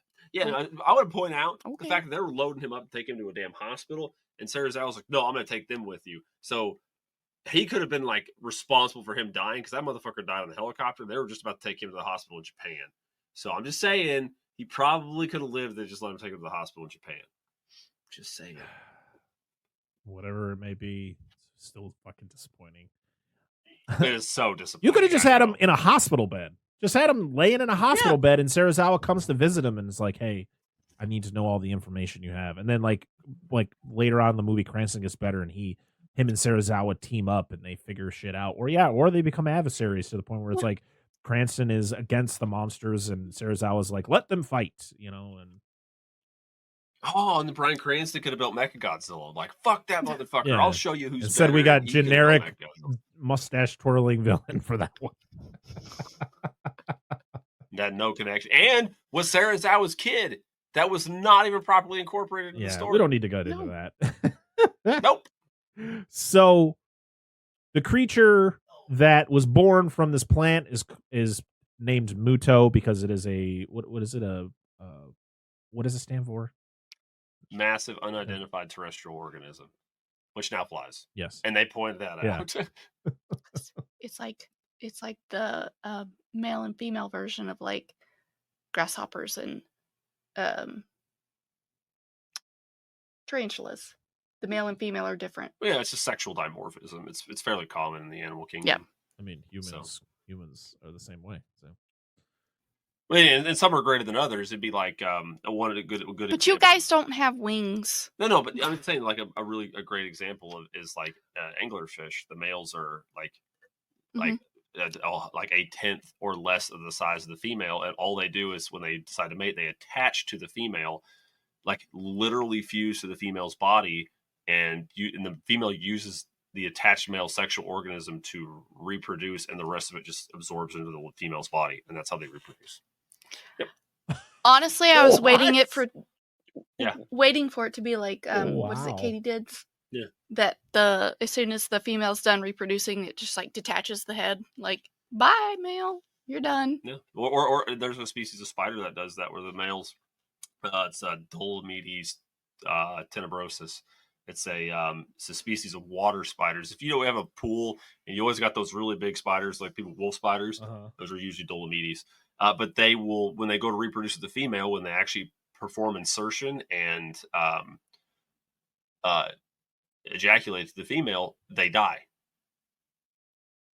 Like literally, they die. At least you guys get to survive. Yeah, I know. Like that'll be like the craziest post Imagine nut that. You're clarity just like, you'd ever have. Fucking cry. Like the best Bye. nut ever, but then you're dead. Like they don't eat your head. Like one of our guys in our lab I used to work at we used to study these. It was Dolomedes tenebrosus and Dolomedes okyphenokensis. I always remember these, but they literally do that, and then they just kind of like fall over and die. Wow. And I think it's like for the female to eat them for like sustenance, or they just nut so hard that their hearts can't take it. Their open circulatory system just can't take it. That's insane. They nut so hard they have a heart attack. That's absolutely insane. Listen, when he worked in the lab, I actually got to watch several females kill the males. Yeah, or they'll do the drums. They dance. Spiders. Anyway, keep going. The females they're intense. Yeah. That's wow. You learn something new every day, guys. Here we are. So Ford meets with Serizawa, and Serizawa and Graham kind of break down. Yeah. The car breaks down the kind of the history of Godzilla and like how, he was pretty much created and what they tried to do to him and how long he's been around. And he pretty much explains that these Mutos are adversaries to his species, and they found a skeletal, like pretty much a fossil of a former Godzilla creature. Like, here's the thing: do you ever get told, like, is he have a named species, or is he just? It's just a Godzilla species.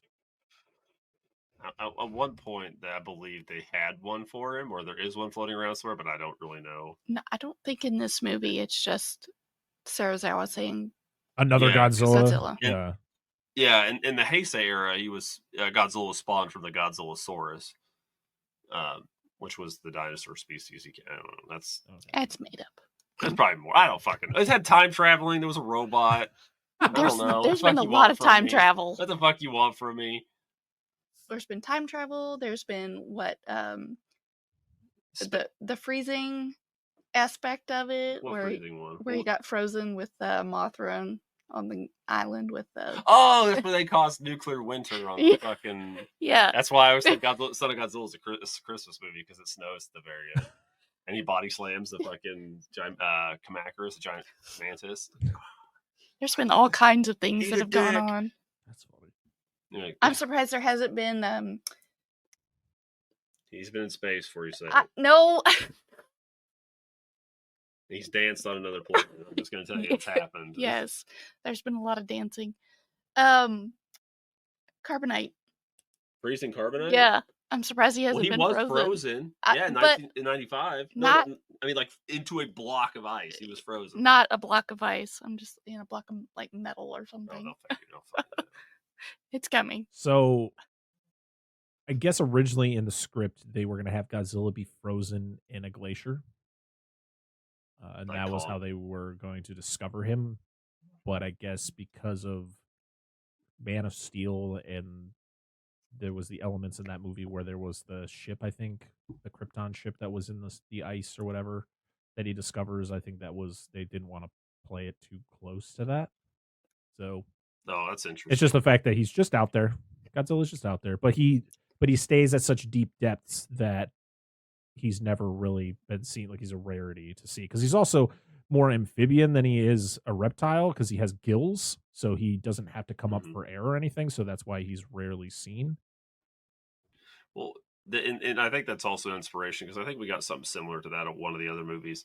In the original, the original King Kong versus Godzilla, he emerged from an iceberg at the beginning of that, but that's also a connection to the previous film that we won't go into. But yes, there's precedence for that too. I don't know if that was the reference. Maybe the guy's like, I love King Kong versus Godzilla. He just needs to go find him a ring of fire that he can nap in. Well, he does. He's got that nuclear temple. I mean, it's a let me turn down the thermonuclear reactor tonight. It's a little warm in here. Go ahead. He's got to find a Coliseum somewhere. Yes, it has to be. A little too much radiation today. We have precedents for that in King Kong versus the New Empire. Yeah, because fucking Tiamat hangs around in her fucking Kryptonian radiation palace, and Godzilla just goes in there and fucking slaps the shit out of her. You're convicted. I thoroughly enjoy that. I won't get too far into it. Just the fact that when he defeats Tiamat's fucking sweet. That spoilers, he turns everybody. Spoilers purple. For Godzilla. Don't. Yeah. Just Kaioken times 4. I love I just love that. Yeah, it's cool. I mean, I love it. It's just cool when Godzilla does anything, to be honest. Yeah, I mean, literally. It is. Even when he does drop kicks. Yep. Slides on his tail. He needs to absorb King Ghidorah and grow extra heads and another tail. Manga. Dude, it exists in a manga. I don't even want to get into it. So Ford is then sent off to Hawaii because he's going to pick up a plane to go back to San Francisco to be back with his family. They find out that something has responded to the Mutos' call. So they're like, what is it calling, though? You know, who is responding? We need to figure that out. They then are told that there is a missing submarine, a missing Russian submarine somewhere, and there's a missing nuke because it was on the sub. And they're like, why are we wandering through the jungle looking for a missing sub? And then what do they wander upon? A gigantic submarine. A gigantic submarine just landed in the middle of the jungle. And then yes, they see I think a plane goes by and you see the Muto getting into the side of the sub and pulling out a nuke in its mouth looking like a pen. Hey, you gotta eat, man. Oh my god, it's so funny though. I just love that one guy's like, "What are we doing in the middle of the jungle looking for a submarine?" Like their whole mating call thing that happens between them. I'm like, guttural noise they make. Hello, I don't like it. You don't like the noise the Mutos make? I think it's hilarious just because I know what certain mating calls with certain species are, and it's kind of like they took two different species and like, hey, we're gonna mate them together. I mean, it makes sense because it's not actually based on anything. It does. It's just funny seeing them. When they get together, you get all sorts of like.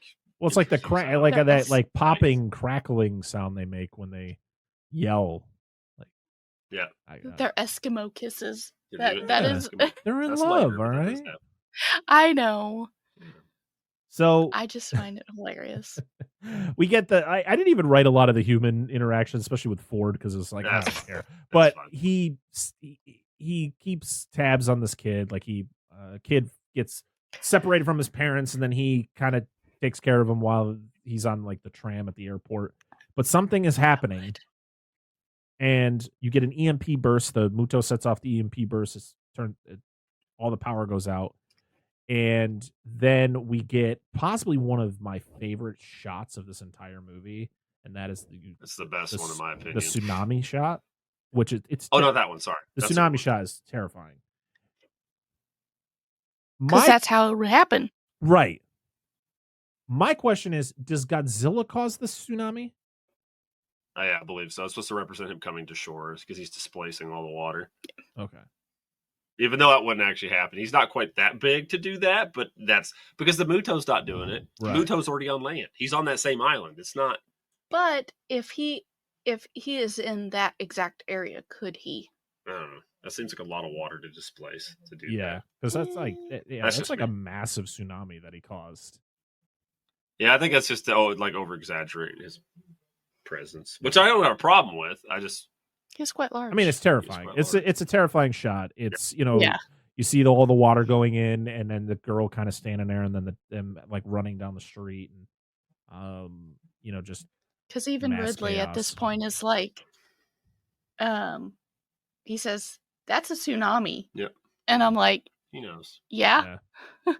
They need to run, and then about that time is when the alarm starts sounding, Like, and dig I'm like, up, stupid. That's the thing about this Yeah. movie that really annoys me about a lot of the people is that when something terrifying is happening, something that is deadly, something that could kill you, there is so much of this. don't stop. Just run, Do man. not stop. You take one. If I'm there, I take one quick glance. If I see something, I saw it. I'm running for my life because I know I'm Okay. probably gonna die. Just so annoying that people do that. So It's the whole fight or flight Yeah. thing. yeah, I'm booking it. I don't care what's going on. I'm not looking. Bye. Yep. You can look later. Yes. So my favorite part about this whole situation is that after the destruction is had, you have there's military guys lined up on like higher up on the buildings, and they shoot off flares, and they're red Yep. flares, Mhm. and they start to fall, and that's when you see Godzilla, but you don't see all of him. You only see like his lower half, and then it shows another shot where it's just the like half of his body going around the corner and his tail following, and you're like, so Yep. good. I love that. Yep. You're not getting that full effect until you see him at the airport, and it's still one of my favorite shots of the entire MonsterVerse. Yep. So I agree. they get to the airport, the power goes back on, and when the power comes back on, it shows that the Muto is at the airport, and he is the Muto is causing destruction. It is ripping the end of the car, the tram off. It is throwing stuff into planes, causing mass explosions. But this is when you get to see big old G-Man, when his big old thick thighs, and you see him outside the window of the airport, and he steps, and I love the sound that's associated with Godzilla in this movie. It's like that weird low rumble, kind of sounds like a radio rumble that like follows him, and it just slowly pans up, and then it's him, and then he roars for the first time, and his roar, I don't know. I love the OG Godzilla roar. This is my favorite Godzilla roar. I love it. I love where it's the scream, and then it's that like low guttural as he's like, it sounds like he's breathing in. Mm-hmm. Yep. It's always been my favorite. I love it. I know that It's one of my favorites. I can say that. So Gareth Edwards was given the original, and then I guess he experimented with like 50 different roars, and then it got to this. So the original roar is incorporated in this in a way. Yes. You can hear it. Yep. But I do like the fact that it's not the exact roar. Yes. What were you gonna say, Dan? I will say. Oh, I was gonna say. Yeah, I agree with you about this being the best shot in the movie. Like in my opinion, like this is my favorite shot in the movie because it's the Muto and everybody's screaming in the airport, and then Godzilla steps and everything gets quiet. Like everybody shuts the fuck up. Yeah. No, I'd still be running. No, I know. Oh, absolutely. But like everybody shuts the stopping. fuck up. But this is one of my biggest complaints with this movie. One of several we've mentioned is I love how Gareth Edwards did a really good job of teasing Godzilla, but then he doesn't stop teasing Godzilla after we've seen Godzilla. And it's like, TV. They're going to fight. No. They're going to fight. No. They're going to fight. No. Stop. They'll fight at the end. Wait. Like it happens. Like wait. he literally does it like 2 or 3 times. Like after this, like they're supposed to fight, and they're like, and then nothing, and then nothing, and you're like, guys, just we know what Godzilla looks like. We know what the Mutos looks like. I understand you want to build to this big finale. Don't dick us around. That's what I feel like he did with Godzilla for the second half of this movie until we got to the final battle. It's those military movies where you see the final fight and they're like, hold it, Yep. hold, not yet, and they're like, okay. Yeah. Well, I think it's the Jaws thing. They're trying to hold it out because, like Jaws, but this isn't a horror movie. Yeah. That's not what we're doing here. Like, it doesn't work, in my opinion, for Godzilla. But yeah, because it's one of those. The beginning was fine. Yeah, I mean, the thing is you get so excited because there's gonna be a fight, and then you're watching the fight from TV, and you're back. Or just a few snippets. Yeah, you're back with the Brody family, the wife and the kid, and the kid is actually watching it happen on TV, and he's like, "Oh, mommy, dinosaur," and you're like, "Okay, I guess that's cute," but it's like, I want to see these freaking things fight, and it happens again later on where you're like, "Come on!" Yes, this dude, fucking stop. So Ford is, of course, can't get home now because of what just happened. So he decides he's going to join a transport that is going to transport a nuke to San Francisco. So that's going to be his way. And also his job in the military is as like a bomb defusal EOD. Yeah. So he knows a lot about bombs. So he's going to be some help. Serizawa goes to Nevada because that's where he thinks the other spore was put. Or no, he knows that's where the other spore was put, because when they go in 1999, when they found that tunnel that was built, there was one missing, but there was one still there, or one was open and one was still there. So they took the other one though and just thought it was nothing, so they threw it in like the nuclear waste disposal section of like outside of Vegas, because that's safe. Yeah, the Yucca Mountain Range or something like that. And so they go in there, and again, it's another open door, giant hole in the wall. Yep. I do like though where you don't see the Muto, the new one, like instantly. It's when a guy looks through his binoculars, and you see it like kind of hazy walking towards Vegas. Yep.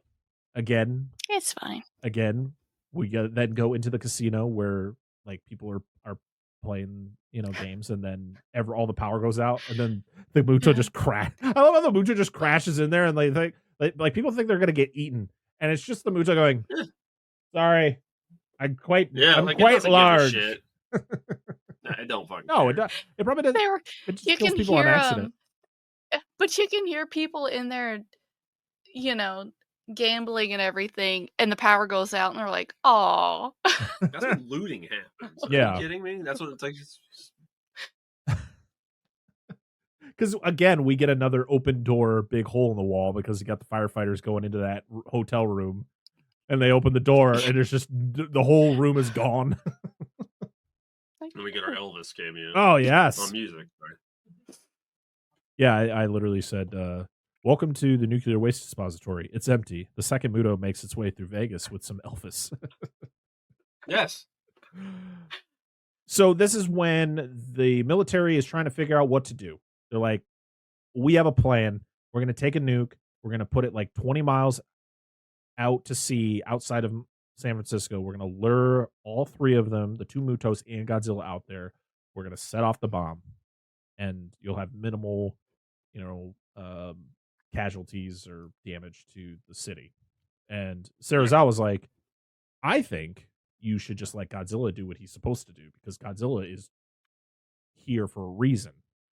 He heard the calls, and he pretty much is the protector, so he is going to stop these things." And they're like, I like the commander there. He's like Admiral Stentz. He was like, "Yeah, I believe you. I think your idea is probably the way we should go, but kind of got to listen to the higher ups here and go with the nuke plan." I do like the little added bonus though, where Serizawa shows him the watch that stopped at the time that the nuke went off at Hiroshima. That was a good bit. Very cool. Well, not cool, but it was a nice touch. It's a nice nod to where Godzilla came from. Mm-hmm. So we are now in California, Lone Pine, and it is time to transport this nuke to San Francisco. And as they're transporting the nuke, this is where you kind of get some personality from Ford. He's talking to like that one guy. He's kind of having a conversation, because they're switching out the more modern control panel with like a more analog control panel because of the EMP. Yeah, it's a clockwork style. Yeah, or whatever. because if the EMP burst hits, it won't knock this one. Like this one will keep ticking. So, but the Muto still shows up, causes destruction. I do like they're like walking across that train, the bridge there. Terrifying, by the way. Like, oh yeah, the gaps are like 2.5 to 3 feet wide. Like, why the fuck do I want to be walking there? They're walking pretty nonchalantly. Yeah, about it too. Walking here. Jesus. So, yeah, the Muto shows up. I do like when they have to like lay down on the track and the Muto's like coming across, and right as the Muto looks like it sees the other guy and is going to kind of get him, the train, it hears the train start to go. So it retreats to go after the train. And then the next time you see the train, it's just a fireball coming at him. Yep. And speaking of which, that scene where they're trying to avoid the Muto is another bit of what you talked about. Really great sound design. Mm-hmm. My subwoofer was having a hell of a time in that. Fucking awesome. My cat was freaking out, like, what's going on? Like, it's magical. Well, I just love the design of the Muto, especially when you see it up close, because it just looks like it's purely made out of nuclear energy. Like its eyes, it doesn't have pupils. It's like just like it looks like energy pulses. It's really cool.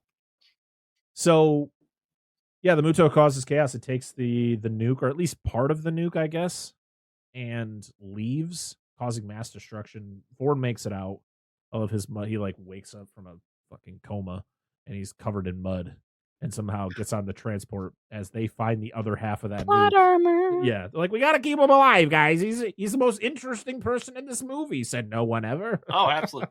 Plot armor. I'm like, what? Of course he survives. The only one that survives. Also, this is when we see that because the Muto that we see in this scene is the one from Vegas. So this is the female, because it's significantly bigger, doesn't have wings, and it is carrying lots and lots of babies. Because as it's walking over, you see the big old sack of babies. Yep. Godzilla is on the move, and so they're kind of been tracking him because they're kind of like literally they have like ships literally next to him, like they're following his move because they know exactly where he's going. San Francisco is getting evacuated. We see that Ford's wife is a nurse at a hospital. She is she has to bring her son to work with her. Things are getting bad, so she pretty much gives her son to somebody she works with and is like, I'm gonna wait for your dad. Everything's gonna be fine. This is probably my second favorite scene of this whole movie, and that is when Godzilla makes landfall. I love the fact of him, and I gotta say, I don't know if it's true, but there is no way you're gonna tell me that this pretty much this entire scene isn't a nod to Godzilla 98. Just the way that Godzilla makes an appearance. The ship, bridge. Let them get there eventually. Well, no, like the beginning, like when you see like the top of Godzilla like going towards the ship, it kind of looks like the scene of it going towards the guy fishing on the dock. Yeah, and then it gets to the bridge, and you first see the tail, and then you hear the roar first in the distance, and then he kind of pops up. He comes up, he grabs onto the bridge, he literally just walks through the Golden Gate Bridge as he's getting just hammered with missiles. And it's one of the things, like, is he in pain when he's getting hit with these missiles, or is it like a little tickle? He's just laughing. he's at least a bit annoyed. Yeah, like, come on, man, leave it alone. It's when I don't know if you guys ever had. I had older brothers, and they tickled me a lot as a kid. Mm-hmm. Like, it was, I'm going to hold your foot and tickle your foot. It was okay at first. I laughed, ha ha ha. And then after a while, I'm like, okay, stop started kicking. Like, Yeah. hey, It's this like an annoyance. stupid now. Like, stop it. But yeah, this whole scene is just fantastically done. I love the way it's shot. I love the way Godzilla looks. It's raining, which is I feel another little nod. Oh, come on! Godzilla '98 was the wettest movie you'll ever fucking see. Wet. I do like. I It do was like very Godzilla. moist. Yes, I do like Godzilla appearing in the rain. Like it just fits. He's a lizard. He needs to be wet. Not all lizards need to be wet. He needs to be wet. Just saying. Damn it. Oh, so this is when the ship that is carrying the what's remaining of this nuke, it gets literally dive bombed by the Muto, like the flying Muto. Yes. Literally just right down onto it. Ooh, food. I'm like, damn.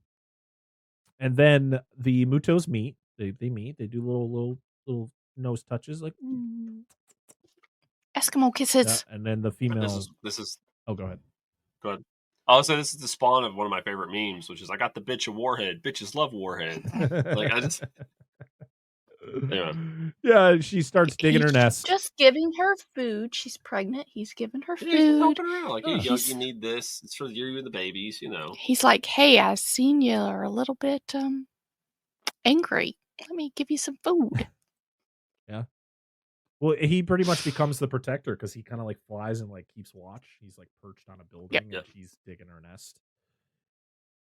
So she takes a big shit. Yeah, this is when Godzilla shows up and he's walking through. This is when you get Elizabeth Olsen just running down the road, just looking behind her, running really slow, like, oh my God, Godzilla. Like, just run. But again, as Dan stated earlier, they just love to tease us because as Godzilla is about to fight the Muto, the door shuts where Elizabeth Olsen ran into, and then they show it on the television. Again. Dude, it's so stupid. Stop. When you have to show a fight on the TV, listen, once, okay, I guess. Twice, stop it. Stop it. Yes, thank you. Just get to scale it down so it costs less. Yeah, pretty much. It's dumb. This is when spend the money. Stentz meets with Serizawa and they kind of talk about the kind of situation, and Serizawa's just like, let him fight. This is kind of how it's supposed to be. This is what Godzilla is meant to do. So just instead of wasting your bombs, your missiles, and all that, just let Godzilla do his thing. And Stentz has kind of been on his side the whole time. He's just following orders to do the other plan. So, yeah, and that's kind of what we get. I mean, we do get the whole nuke thing, which I'm going to complain about later. Yep. We get the Halo jump, which is, I think, one of the most iconic scenes of this entire movie. Yeah, it is so well done. I do like the music in this scene. The music is very well done because it's very subtle. It's not in your face. Because most of the time, all you're hearing is the breathing of the jumpers. Yes. As they're going through, they have the red. Like, this movie is very much like, I feel like every Godzilla movie in this MonsterVerse is a different color. So like, this is the red version, even though Godzilla's atomic breath is blue. It's very much the red Godzilla, and then King of the Monsters is the blue, and then you have Godzilla X Kong, which is, I guess, the same. I don't. Yeah, sure. And then we have. There's a lot of blue in that one too. Yeah, but it's almost like it's an opposite in the color wheel. Mm-hmm. So they are the good guys. Godzilla's the bad guy, except for he's not a bad guy. Yeah, Gareth Edwards pretty much stated like Godzilla is an anti-hero. Like he is doing good by protecting what he feels needs to be protected. Like his whole thing is he's not protecting humanity. He's protecting the order of things of these titans. Like that's what he's doing. He's not here to be like, don't worry, humans, I got it. I'm just going to destroy 75% of your city. Like, but he's the main titan in his universe. Yeah. Like where he belongs, he's the main. Like he doesn't want anybody else to be above him. Right. He's mainly like, yeah, he has his, like you said, he's got his thing he's doing. Like, he's like, I'm taking care of the Mutos, but like humans, he's just kind of apathetic toward them. Right. They're there, but he doesn't really give two shits. Yeah, he's not there to like, But he's it's- not there killing them or anything. Like Yeah, fist bumping. he's like a canceling out of the other yeah.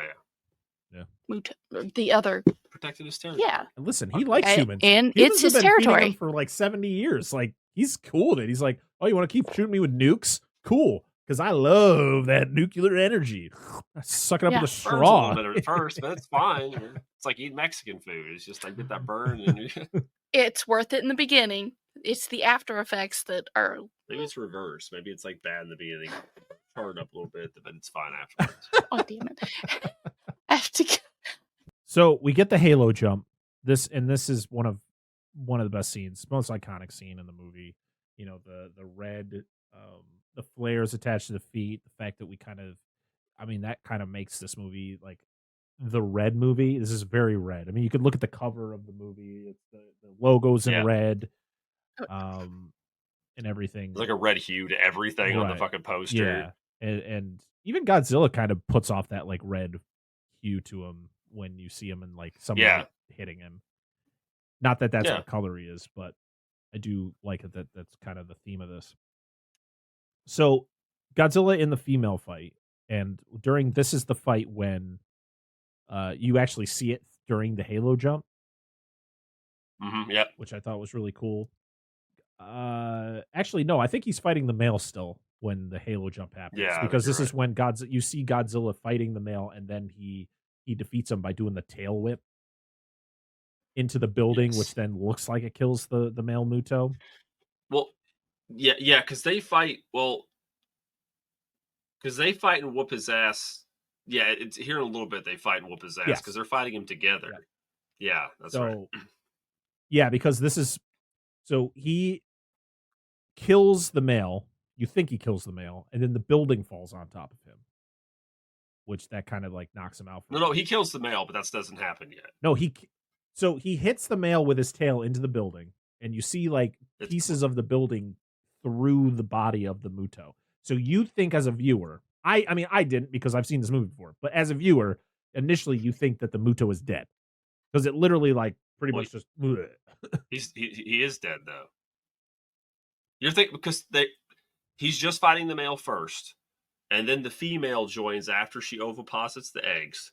Then the ground troops move in to blow the shit up, and that's when the female's like, "Oh fuck, my babies!" As Godzilla's just about to get his ass whooped, she runs off, leaving the male by himself, and that's when Godzilla kills him by smashing him into the building, and then he goes back to fight her. Because that's where the male jumps on him. Yeah, the male jumps on him and shit, and he's like, right into the building, right into with his tail. So yeah, which is where I said it makes the Mothra right. Yep. When the Muto first jumps onto Godzilla, he makes that little like the high pitched.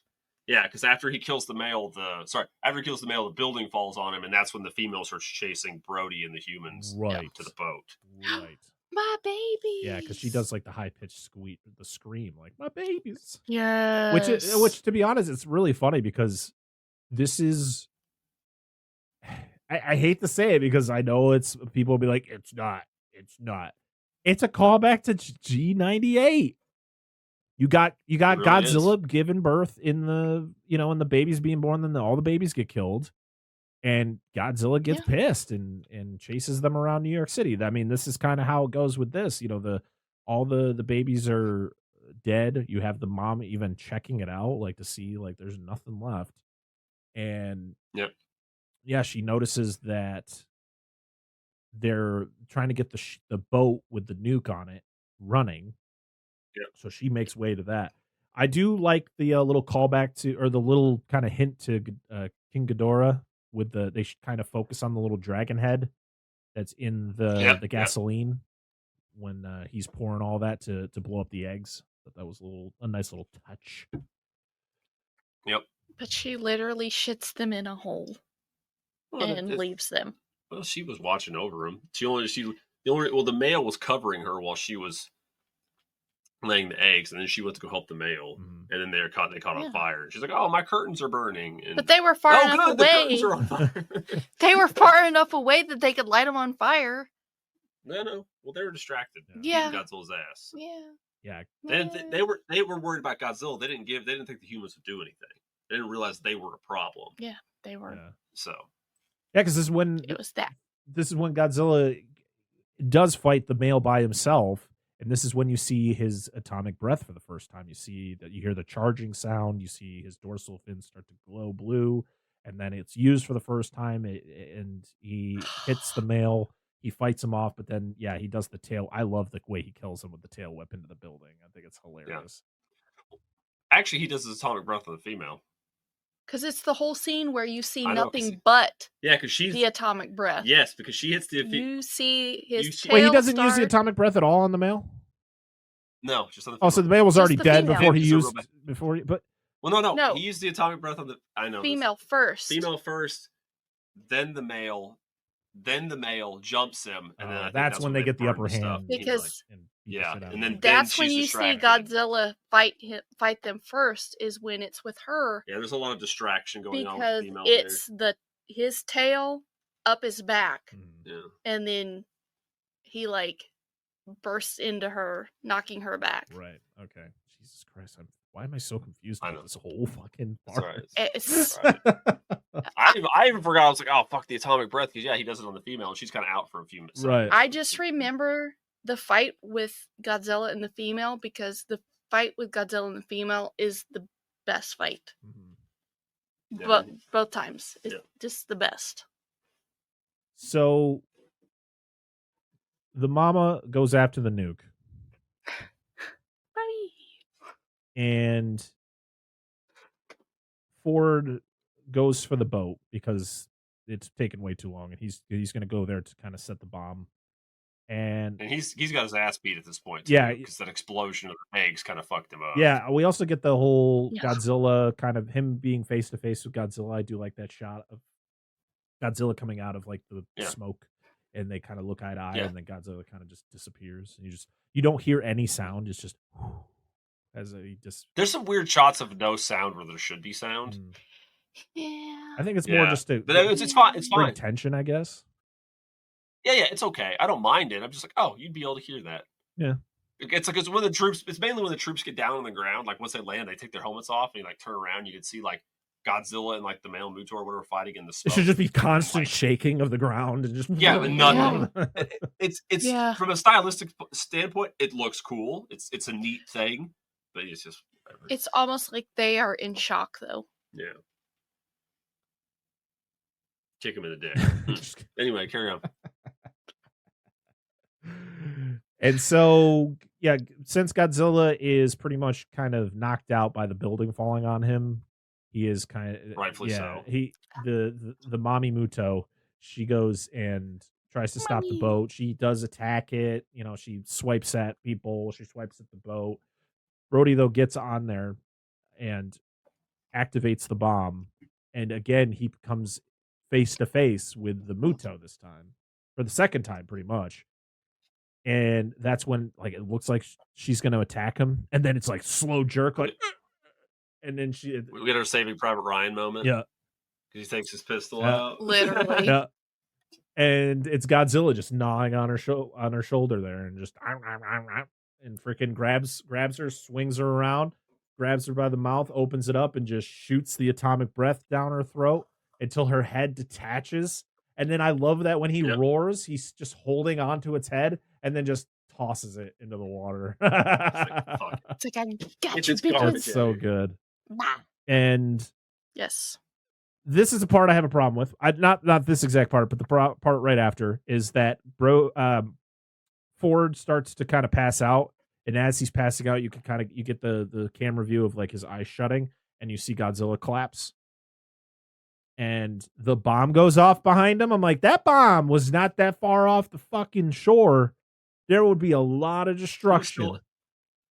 Because he was still on the boat. He passes out, gets rescued by the dudes in the helicopter, which probably wouldn't have dude, there's 5 minutes on the bomb. Fuck him. We're not going for him. It's not worth the risk.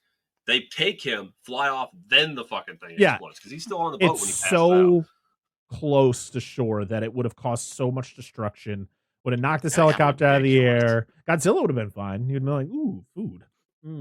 He's like, Oh, There's so you fucking turn on the heat snorting the air. That's cocaine.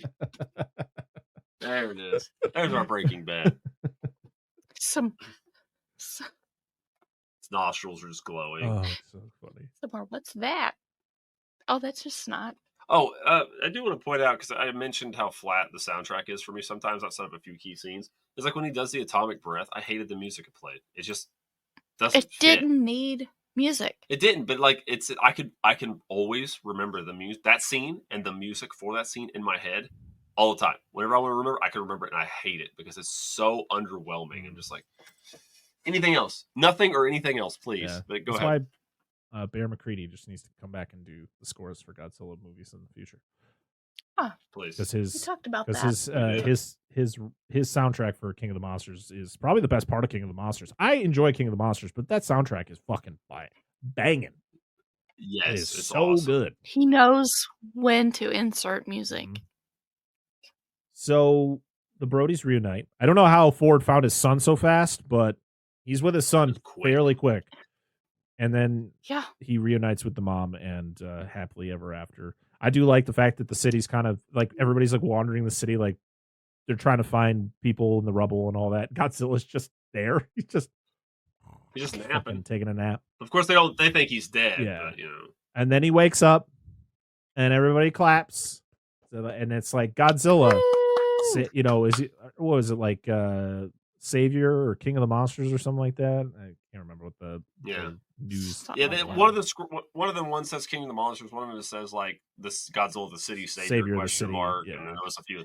Yeah, and like he's just doing his job, man. I find it so funny because he wakes up and he looks like a dude who just woke up from a fucking huge nap. He's just like, oh, he looks rough as shit. I'm going home. He's like just, and that's a thing that is so prominent with this franchise is that the movies just always end with Godzilla just wandering back into the water, and it's like over.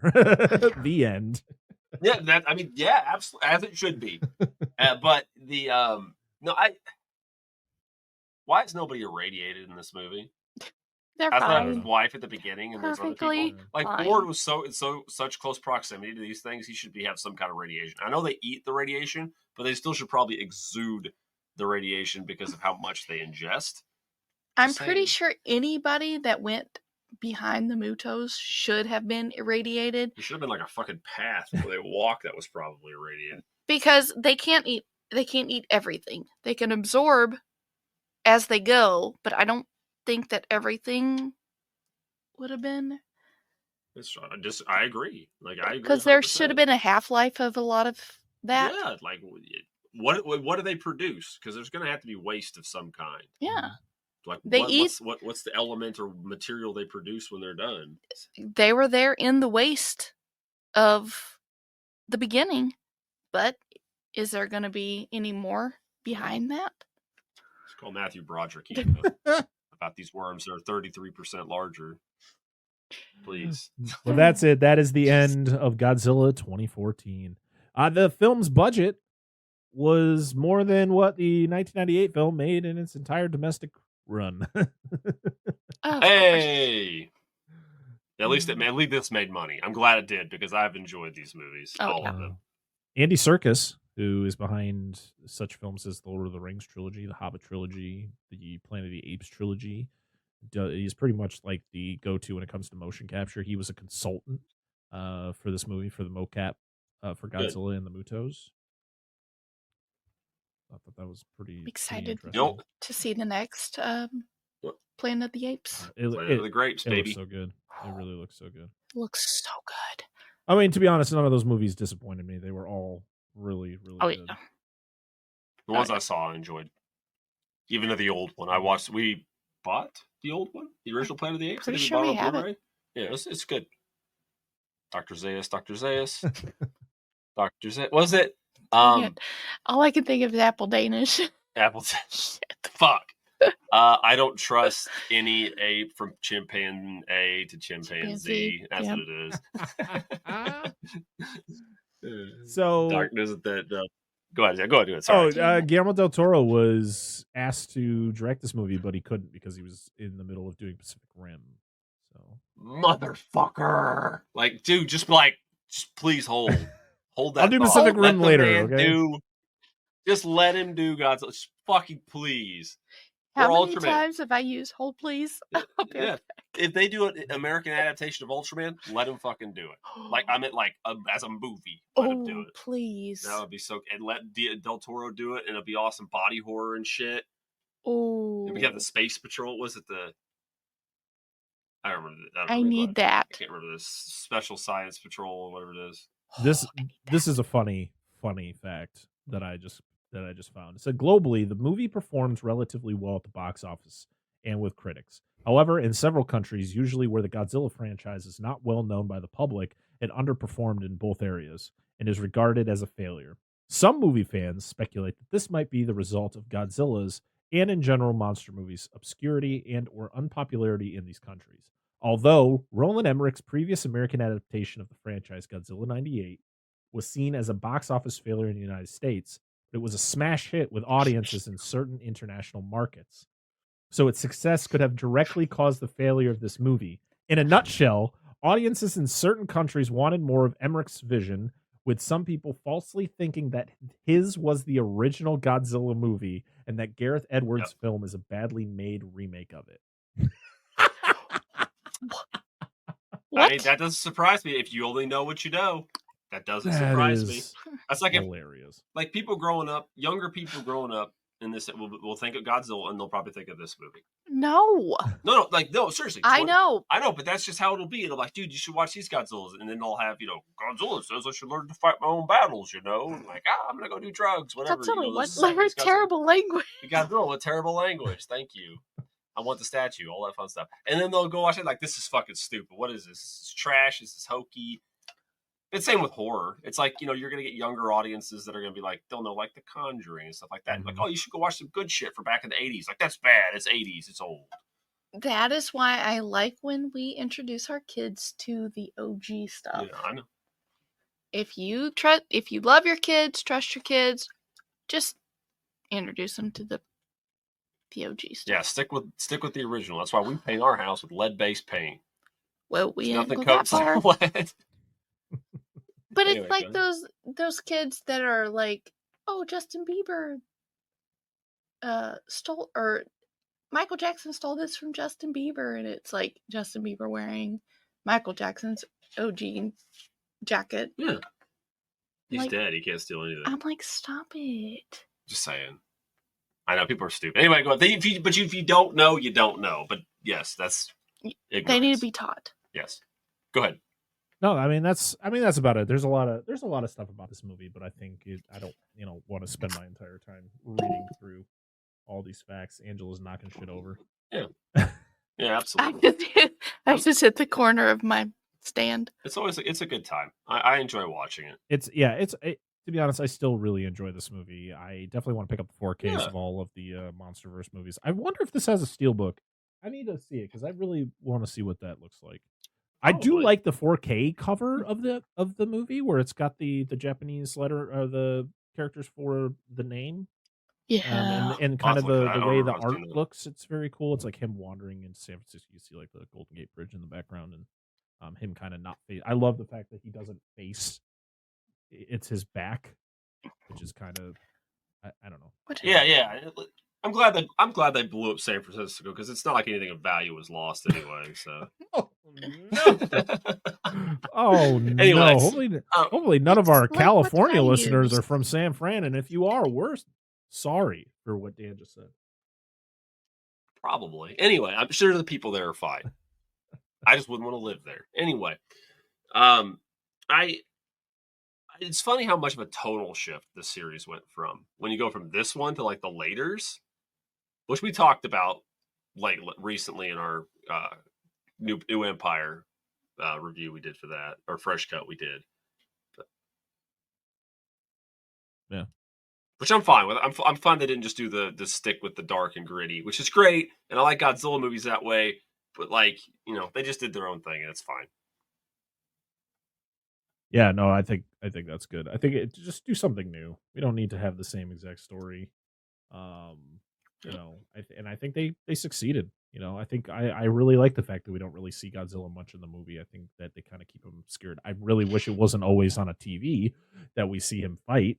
I would Yeah. have liked to see the fights more, but I think it could have been done in a different way. Yeah, if you're gonna do the big reveal, do the big reveal and then don't give a shit as much. Don't be like, do the big reveal and then dick us around several times afterwards. You're like, come on, guys. The last set of facts that I want to really talk about is, since it does relate to the 98 movie in a bit, is that the script that was written in 94 by Terry Rossio and Ted Elliott, who Terry Rossio would actually come back to this franchise and help write the script for the newest edition of the MonsterVerse, Godzilla X Kong. So that's pretty interesting. So there are 6 points from their original script from 94 that they actually included in this movie. The first being the opening segment, which is set in the past, where one of the characters' parents is killed. Then the story jumping to the present time to show the surviving parent obsessed with the mysterious event that happened. Number 2 is Godzilla travels to San Francisco, destroying the Golden Gate Bridge. Number 3 is ancient enemies are reawakened, so the Mutos. Number 4 is Godzilla battles a flying monster, which he hunts to kill. Number 5 is Godzilla blows his atomic breath into the enemy monster, decapitating it. And then the final point is him at the end wandering back into the sea. So. I mean, that's which I feel like last one's not. I feel like fair. that's pretty much all Godzilla movies. Yeah, pretty much. Yeah, 100%. Quite a few. Yeah, I think that 94 script, we talked about it in our Godzilla 98 thing. I think that was the script with the Griffin, if I remember correctly. Yes. That would have been an interesting one. Yeah. I really wish that one would have made it to light, but it is what it is. We got what we got. So. All right. Well, I mean, we pretty much talked about what our thoughts are on this movie. We still enjoy it. It's a good time. Yeah, it was fun to kind of revisit it. I've seen this movie a few times since we did that initial episode 3 years ago. So I've still quite well versed in this movie, like knowing, for some reason, I could not fucking remember how the fucking final fight happened. Who was fighting who? There's a lot of chaos, and sometimes there's a lot of dirt, and people are getting hit. You don't know which one's which, and you're just like, what the fuck? Yeah. But to be honest, of the MonsterVerse movies, like I think in the original, when we went through the original 4 movies, I think this movie was on the bottom. And I'm looking back at it now, I'm like, I don't know. I think I would put this one higher now. I think I would put this one above King of the Monsters. I think Godzilla, or I think Kong Skull Island would still be my number 1, because I just rewatched that movie not that long ago, and it still holds up so well. And it again just makes me want more Kong solo movies. Fair. But this is just so well done. The fact that it is a very much like a Jaws movie, where it hides your titular creature for quite a bit of the movie, and when they finally do show him, it's not just like, oh, here he is. It just like, it's a slow build. The way that colors and the cinematography are done, I think it's all just well done. Well, let's say, in all fairness, we say it's a Jaws movie, but they did this exact same thing in the original Godzilla 1954. Right. You didn't get him until a considerable length into the film, and he was teased. And right, I think it's just the easiest. But Jaws would be the closest parallel. Right, yeah. Well, yeah, but he even said that he was inspired by it, so that's the one to go with. I just was saying, in all fairness, right. But yeah, that's correct. And they did the same in the 98 Godzilla for a little while too. They kind of kept him under sneaking around buildings with his tail and shit. Yeah. But off of what you said, yeah, I mean, I would probably slot this 1 spot higher in mine.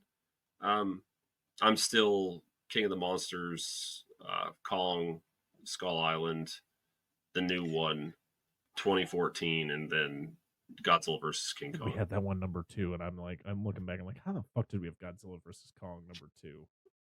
No, we must have been high as fuck. Because the more I think about that, the more I hate how that movie, like the story that played out, just drove me nuts. It's the most underwhelming, kind of like, who gives a shit? Yeah. But yeah, I think this movie is really good. I think I would definitely move it up a notch for sure. Yeah, so I mean, we're not going to rank anything because we're not going to be really going back into the other movies unless we decide to at some point down the road. Cover some of the old episodes that we've already done. This just felt right, to celebrate an anniversary. Is just go back and redo an episode that maybe isn't the best quality wise. So hopefully we fix some mistakes, or maybe you'll like the original more than this one. I don't know. We'll see. You let us know. Fuck those guys. Let us know. Okay. Before, actually, let's get to the comments, and then we'll do our final show rigmarole. So, of course, as you know, every week we ask you, the loyal listeners and viewers, to let us know your thoughts on the movie we are covering. And, of course, we are covering Godzilla 2014. So we asked you what you thought of the movie. We ask you on all of the social media apps out there. We ask you on Twitter/X, Instagram, Threads.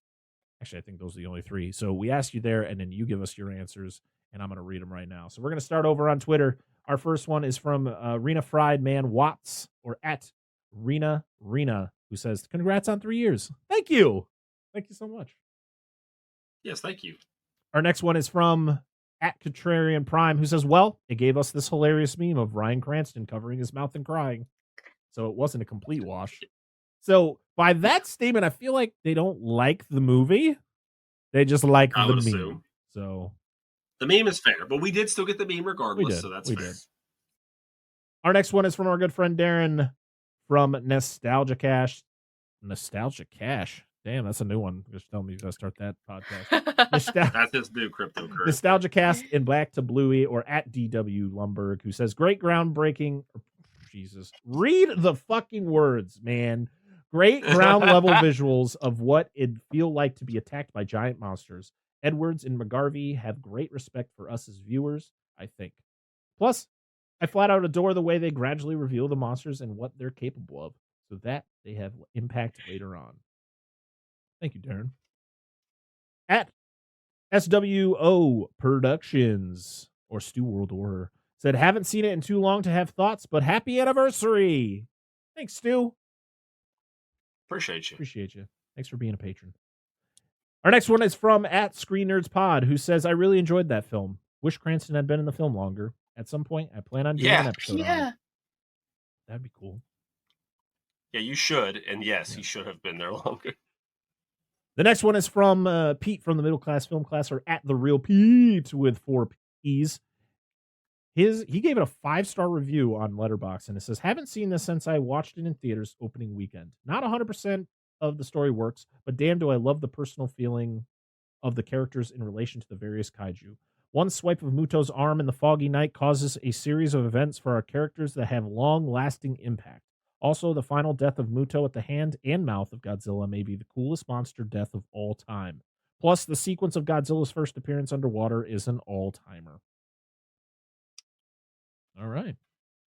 Yeah. And our last one on Twitter is from at SuperNerd525751, who said, "I love this movie, and while lots of people still criticize how Bryan Cranston was killed off early in the movie, I don't hate it as much as everyone. I just thought it was a dumb decision." Yeah. That's about where we're at, right? I guess it depends on when I watch it. Like, there's maybe one moment I'm like, get that. And then there's moments like, you get over it. Because the rest of the movie is actually pretty fun to watch. Mm-hmm. All right, let's go over to Instagram. We have one comment on Instagram from Seismic Cinema, or Seismic_Cinema, who said, "I really like this movie. Watched it in 3D when it came out. I didn't even know this movie came out in 3D. I really liked all the suspense and tension of when the monsters were going to show up. I also love a good military showdown with everything going to hell. I don't mind Godzilla isn't on screen for too long, as it's so worth it when he is. I prefer this version to the Usain Bolt upgrade in the new movie. That Halo scene is still a great shot."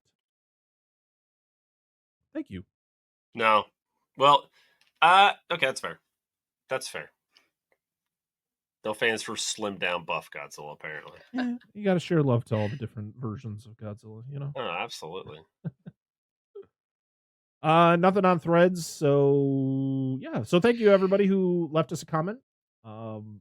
We appreciate you. Make sure to follow us on all the different social media apps if you want to be included in the episodes, because if you leave us a comment on the movie we're covering, we're going to read it on the show, meaning you're going to be included in the episode. So thank you very much for that.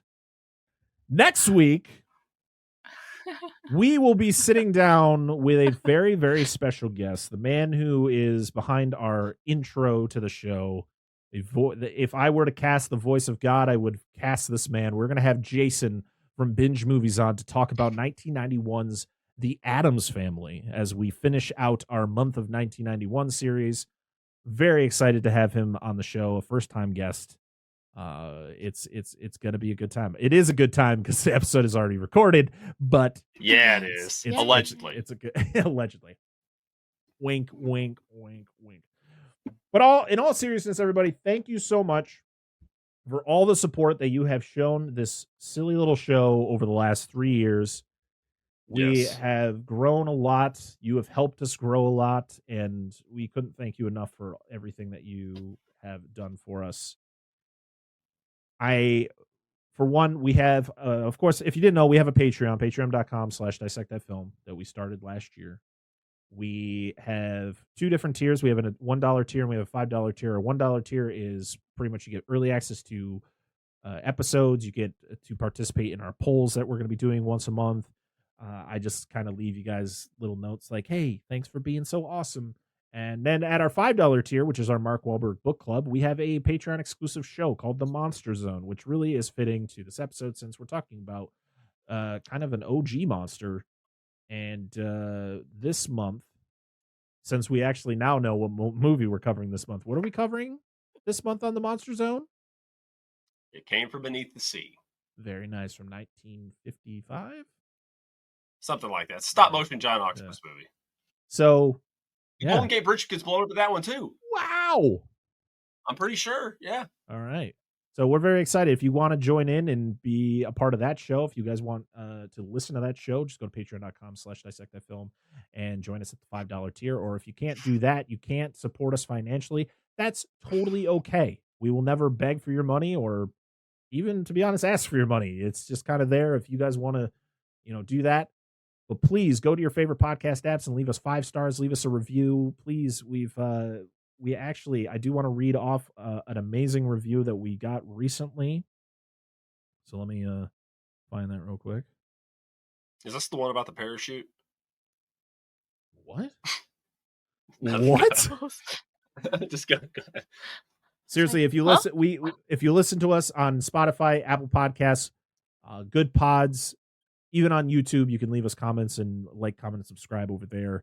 It's all free on YouTube, so please go do that. But it's also free to leave comments or leave reviews over on your favorite podcast apps. And we got one over on Apple Podcasts, and I want to read it on this episode.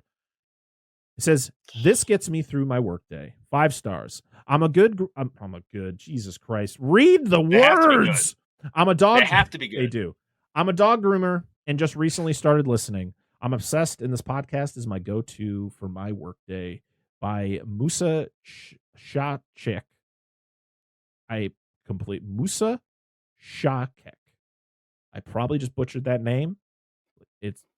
But thank you. Thank you so much for leaving us that wonderful review. Hopefully you still listen after I just butchered your Apple Podcast name. Yes. So thank you, seriously, because to be honest, I never think we deserve praise like that. But the fact that people listen to us and keep listening to us really means a lot. So thank you very much. I know. Yes, and I know how much I depend on podcasts to get me through the workday. So the fact that we do that to other people, I think is awesome, and I feel like it's like me giving back. Yeah, in a way. So that's really cool. I think that's great.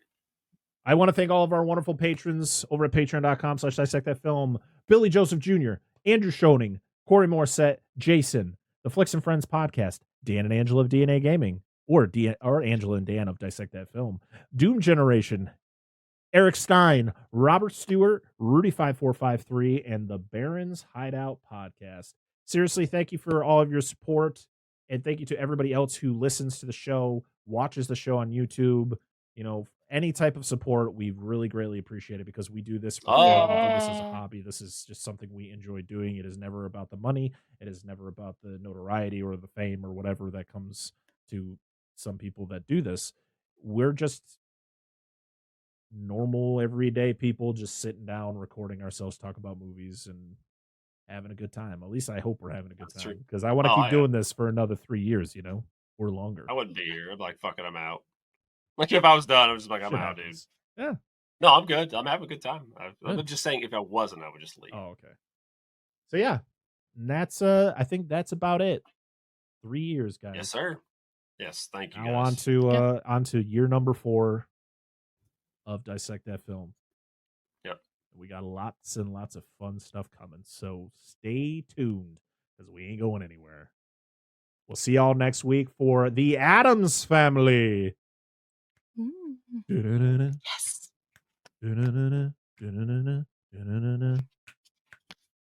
I don't think I did any of that in the episode, so that's what you're getting. That's why you're getting at the end of this. I don't one. think Yeah. I don't recall. We did not. I hate when we do that. We're like, I don't think we did anything No. remotely for it. Nah, whatever. It We is what made- it is. Yeah, but we didn't do the thing.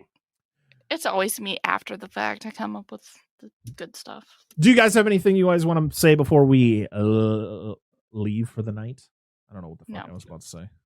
No, I just appreciate everybody for listening to us. Yes. So Mhm. we have a good time. So we're here All right. because you being here is why we're here. Oh, and something that I never shout out. We have merch, guys. Dan's wearing our Halloween merch from last year. I'm wearing our black logo merch. We're gonna have more merch down the road. I'm actually gonna be getting a new logo made probably at some time in the next month or so because I think we need a little bit of a change, you know. And yeah, a lot of fun stuff. That's about it. I always forget to shout out the shop. So T Public, Dissect That Film shop.